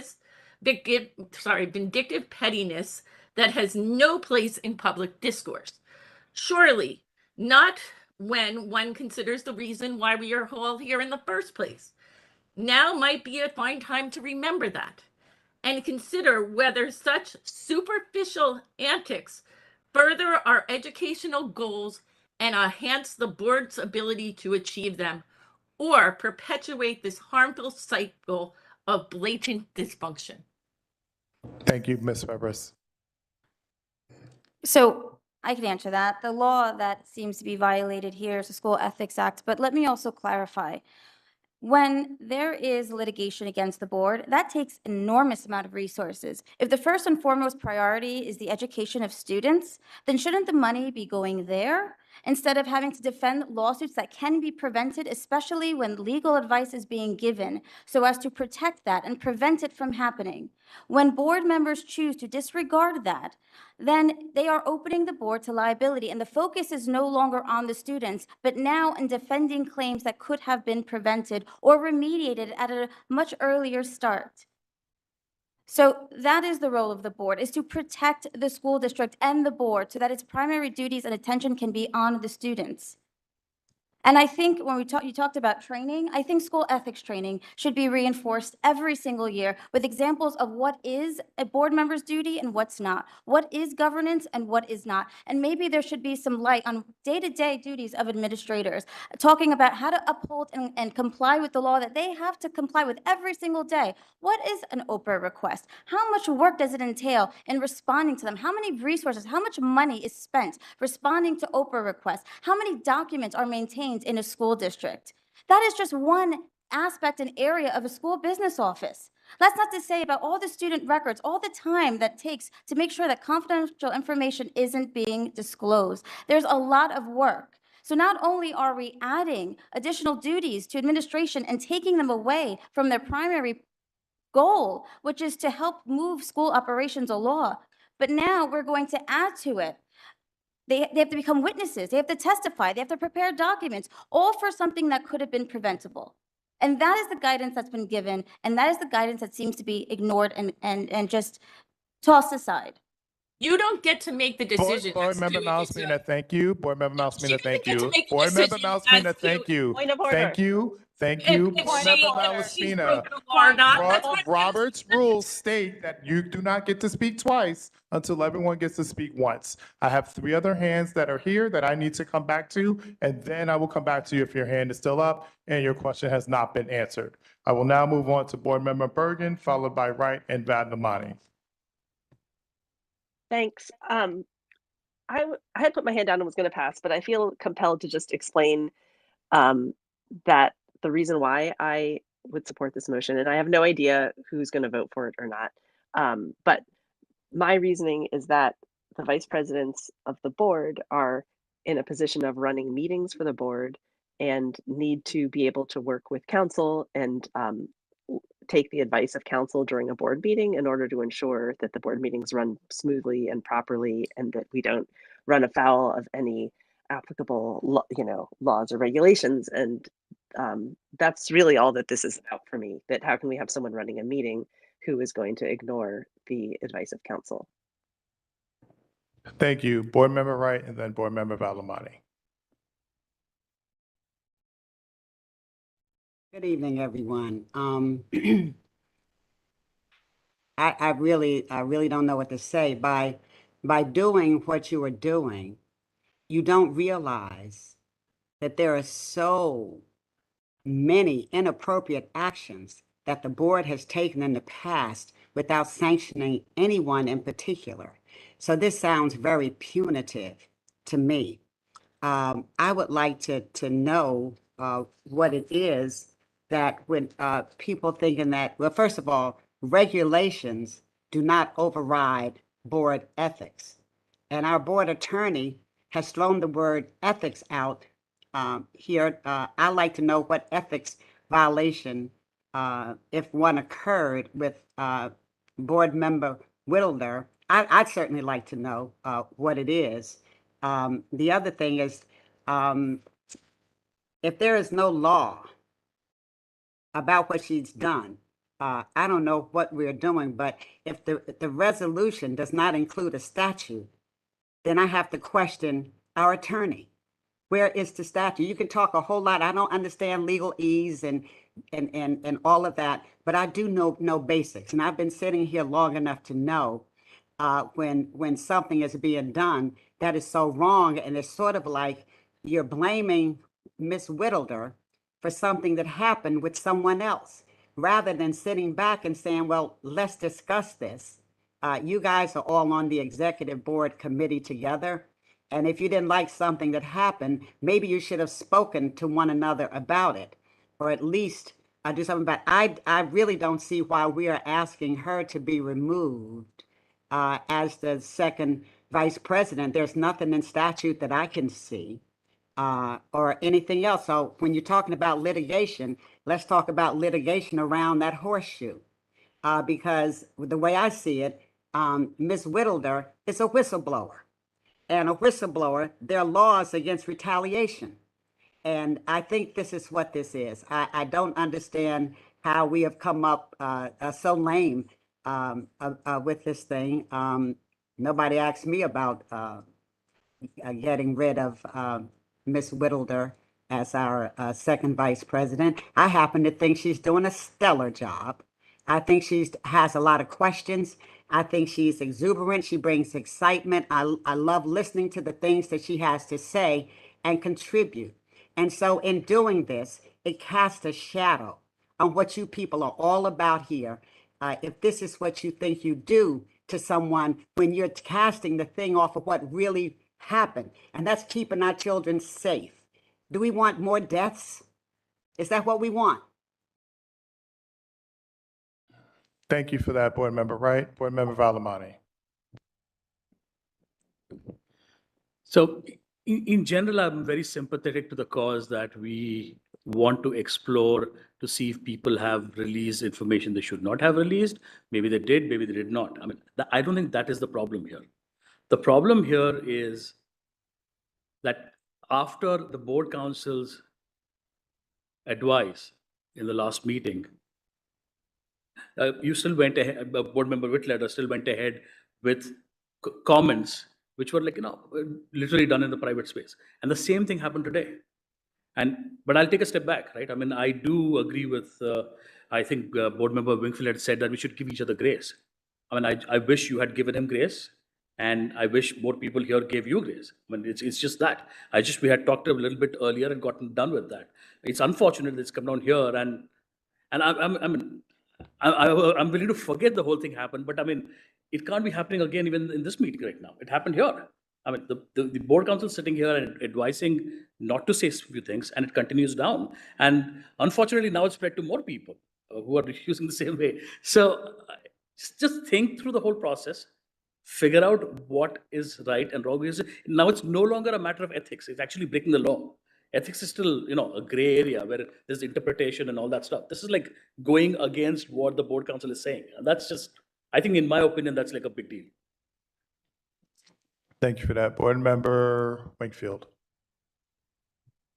Yeah, I mean, I think it's important to note that there's a learning curve to serving on this board for all of us, whether we come from an education background or not. And I think it's important that we allow each other grace to be able to make mistakes and to stumble. But I think there's a real difference when those mistakes are absent any humility or curiosity. And I think that that gets us into where I find us now, which is a really dangerous place as a board that that puts us in a place that's really, really vulnerable. And, I think we've spent a lot of time in the last couple of weeks engaging, and I think giving you an opportunity to do some thinking and reflecting. And I think everybody should be afforded that when given feedback. But it doesn't seem that that reflection has shown up in any sort of evolved stance. And that's certainly your right, but that's also data that we as your colleagues have to consider in terms of weighing how to respond on the motion that Board Member Siders has presented tonight. Thank you for that. I guess for me, there are really two things. And I guess number one is advice that I shared with the executive committee as that I really gave to myself, which is that sometimes being right doesn't matter. And I think about some of the things that I have said and maybe how I've said it, even though I know I was right, it doesn't matter. What ended up happening is me being right is overshadowed by name calling, social media badgering, et cetera. And that took over the fact that I was right. So there were times when we are in these discussions, in these meetings, working together as colleagues, where, you know, having the upper hand or having whatever you may think is the moral high ground has to become secondary to building a team and building a collegial environment. So that's just the advice that, you know, I've made sure to follow myself as, you know, as my time on the board has progressed, and that's something I will offer for all of us to do as we continue to work together. Board Member Siders. Making this motion was and is very difficult for me.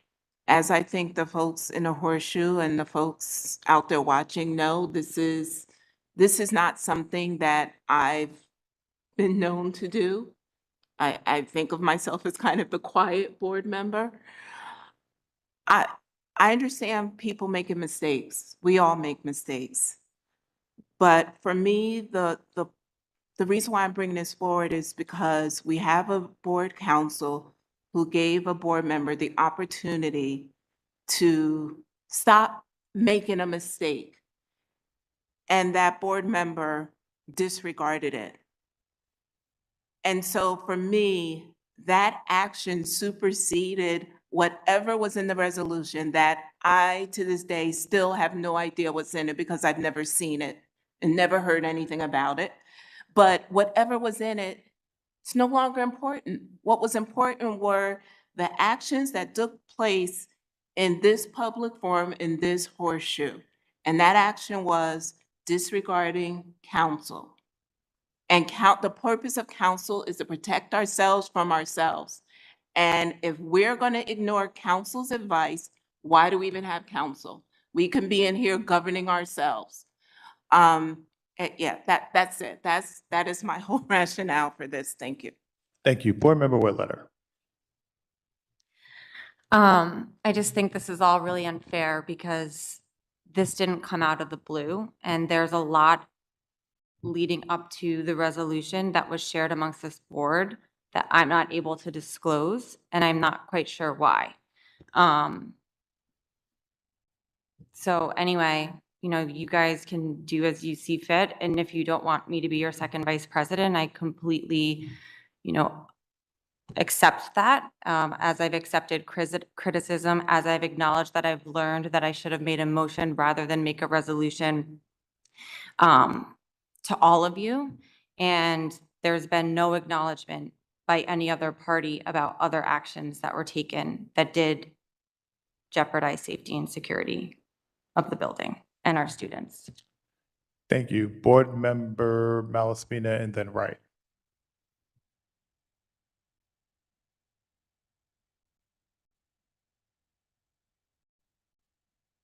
Muted. Concerned that our board counsel stated that she felt that a board member had violated an ethics code. That is not her decision. That is not up to her to make the decision. It is not up to us to make the decision. That is why we have a school board of a school ethics commission. And for her to say that is really inappropriate and goes against everything that we learned in the last executive session.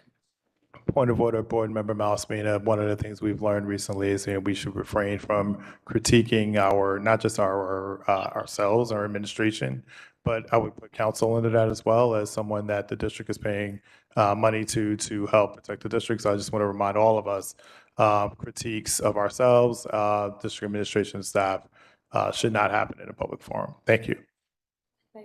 Yes, Ms. Fabris, and then we'll come to Board Member Board Member Wright. I'm happy to take criticism. You had asked specifically what the law was that may have been violated, but I also earlier on, when it was initially asked whether or not a board member can be removed as an officer, whether it required a legal violation, my response was no, that the policy it says may. It doesn't say shall. It doesn't limit the board to take action to remove an officer for another reason. That was my initial response. I was responding to your request as to what law could have been violated. I responded.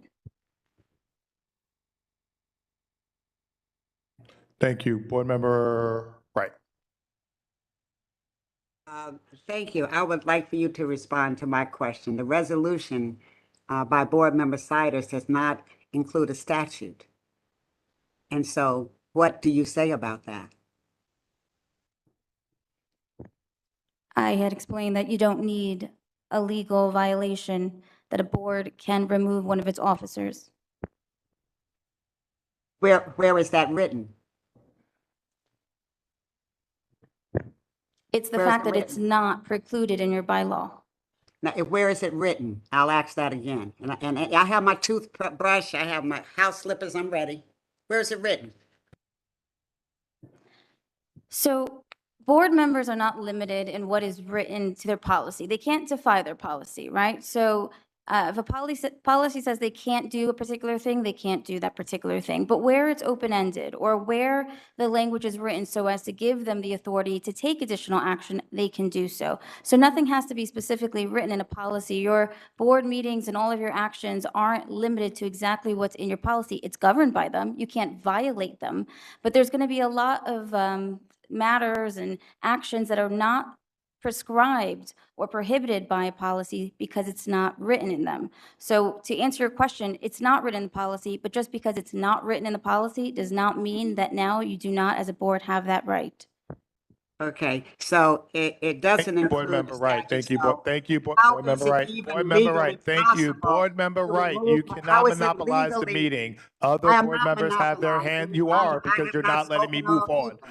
Point of order. Point of order. Point of order. I have your point of order. Robert's Rules of Order clearly state no board member shall speak repeatedly until others have a chance. We're now moving on to the third round. You have had an opportunity to speak twice. There are hands that are raised. I will call them first before I come back to you. Another thing, board members in the room, on the screen, it doesn't matter. If you don't respect the authority of the board president, these meetings will continue to devolve into chaos. I'm not asking for much. I'm asking to go home, frankly. Some of us do have to work tomorrow. It's 10:05.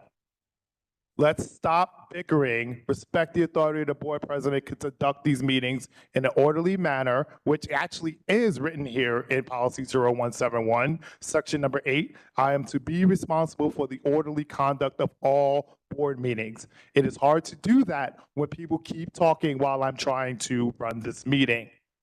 Thank you all in advance for your continued cooperation.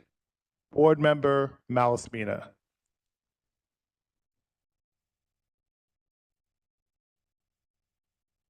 Three strikes, you're out. You're muted once again. I'm sorry. I would like to understand how exactly this has gotten to the point where this is not collegial at all. This is retaliatory in nature, and it will not further our goals of trying to work together. We should be focusing on the students of the district and not spending time on this. This is absolutely the wrong thing to be doing, and I don't understand how we could sit through a meeting and talk about how we want to work together collaboratively, and this is what the board majority has decided to do with it. I would like to interrupt to say no decisions has been made yet. Only thing that's been decided is a motion. That's number one. And number two, I'm happy to close discussion and move to a vote. That's the reason we're still here talking, because hands are up and people want to continue having this discussion. If no one wants to have the discussion, we can move to a vote and move on with the rest of our evening. Board Member Wright, I see your hand, and after that, I don't see any other hands. I'll give Board Member Whitletter one opportunity to chime in, and then we will close discussion. Go ahead, Board Member Wright. Thank you. Board Member Whitletter is right. There was a timeline that led up to her trying to somehow make her resolution known. I feel like I'm at the insurrection. I feel like this is January 6th. The timeline is very, very important. And what we're doing here is, again, something I've never seen before. I've sat a lot of places and done a lot of things, but there's a way that you do things. And this is not the way, because the bottom line is, Ms. Whitletter, I'd like to say to you that you did the right thing for the right reasons. And if you are voted off as the vice president, I'm sure you've been kicked out of better positions before. But the bottom line is you don't deserve to be removed at all. What we should be doing is looking into what occurred and then make a decision. This is sort of like putting the cart before the horse. And that's unfortunate. And so I will say to my colleagues, let's really think about this. Let's really think about this and move forward from there, because this will have long-lasting ramifications in terms of what we do here tonight. Long-lasting, and I would hate to see that. It doesn't look good. Thank you, Board Member Wright. I just want to clarify one thing President Joshua, thank you. You're welcome. I just want to point out that some of the discussion that you're referring to is part of the investigation that Ms. Febbers referred to. So I just want to make sure that everyone is clear once again that, you know, this insinuation that nothing has been done or nothing has happened, things are in the process. And so let's just make sure we all have that in our heads as we move forward with this discussion. Board Member Valamani. I just wanted to add one thing to what Board Member Wright said, is that it is quite possible that this was done for the right reasons. It is quite possible that it was done with the right intentions, but it was most certainly done in the wrong way. And that is what the problem is. The problem is not what the intention was. It may have been very, very pure and very, very good and may have been dealt with in a different way. But the way is wrong, and that is what we're talking about right now. Board Member Malaspina. I make a motion to table this until after the investigation has been completed. I would need a second for that. I second that. Thank you, Board Member Wright. We'll hold that right now. I want to come back to, I promised Board Member Whitler an opportunity to chat. Ms. Febbers, go ahead. What were we suggesting? I was going to say you should take that motion now. Okay. I'll open it up, see if anyone has any comments or discussions on the requested table, but otherwise that should be. Okay, so any comments on the motion to table before we have a vote on that? I think, I'm sorry. Board Member Wright, please wait till you're acknowledged. Thank you. Board Member Valamani. We should not table this. We should finish the discussion, take the vote, and do it right. Thank you, Board Member Wright. I would like to see it tabled until we get a full investigation and find out if whether Ms. Whittler, what she was going to do was appropriate or inappropriate. We know a whole lot more than everyone else does. But I think we all deserve to have the full story rather than half of the story and react from there, because I think this is something that can be handled internally. And so I would like to see it tabled and us do the right thing by looking at both sides of what has occurred here and move on from there, because there were a lot of people that you can point the finger at, not just Ms. Whittler. A lot of people can have a finger pointing time and what was allowed to occur. Thank you. Board Member Wakefield and then Malaspina. The subject of the motion and frankly, Board Member Whittler's actions have nothing to do with the pending investigation. I don't think that they're interconnected in any way. And so I don't think that, so I don't believe that we should table for the reasons that we need to wait for that investigation. Thank you, Board Member Malaspina. They are completely connected. And I can't, because of the investigation, I can't explain exactly why, but it is completely connected. And I believe that we should table this until it can be, the investigation can occur. And we can also take some time to really think, is this how we want to do things as a board that is trying to be more collaborative towards each other? Is this really how we are going to help ourselves be better? Thank you. Any other comments on the motion to table? All right, board member, please. Mr. Burnside, please call roll in reverse order. Thanks. Board Member Bergen? No. I'm sorry, what was that? Thank you. Board President Joshua? No. Board Member Malaspina? Yes. Board Member Siders? No. Board Member Telesford? No. Board Member Vadlamani? No. Board Member Wingfield? No. Board Member Whitletter? Yes. Board Member Wright? Well, yes. Motion doesn't pass. Thank you. Board member Whitletter, any comments before we move to closed discussion and call the roll? All right, Mr. Burnside, please call the roll on the motion made by board member Siders to remove board member Whitletter as second vice president. Board Member Wright? Absolutely not. Board Member Whitletter? No. Board Member Wingfield? Yes. Board Member Vadlamani? No. Board Member Telesford? Abstain.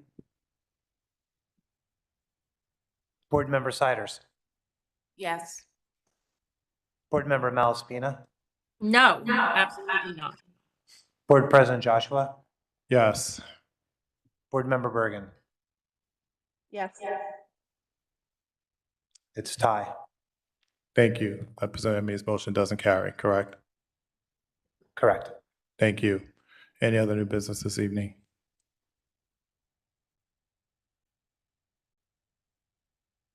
All right, seeing none, I'd like to make the following motion. The Board of Education, close the business and make the following motions. The Board of Education will meet in public session Thursday, August 25th at 6:30 p.m.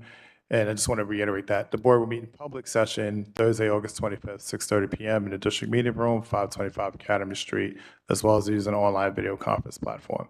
Immediately following the open of public session, the board will move to closed session in the superintendent's office here at 525 Academy Street, as well as use an online video platform to discuss personnel, matters within the attorney-client privilege, legal negotiations, and other matters that may arise and require discussion to be announced at a later date.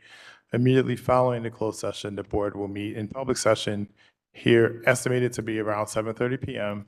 here in the district meeting room, 525 Academy Street, Maplewood, as well as using an online video conference platform, which will include hearings of individuals and delegates. The community can view the meeting by following steps which will be listed on the agenda. Action will be taken. May I have a second? Second. Thank you, Board Member Siders. All in favor? All right, that appears to be unanimous, Mr. Burnside, and I'd like to make a motion to adjourn this meeting at 10:16 p.m. Monday, August 1st. May I have a second? Second. Thank you, Board Member Siders. All in favor? And that appears to be unanimous, Mr. Burnside. Thank you all. We are adjourned. Everyone stay safe. Have a wonderful evening.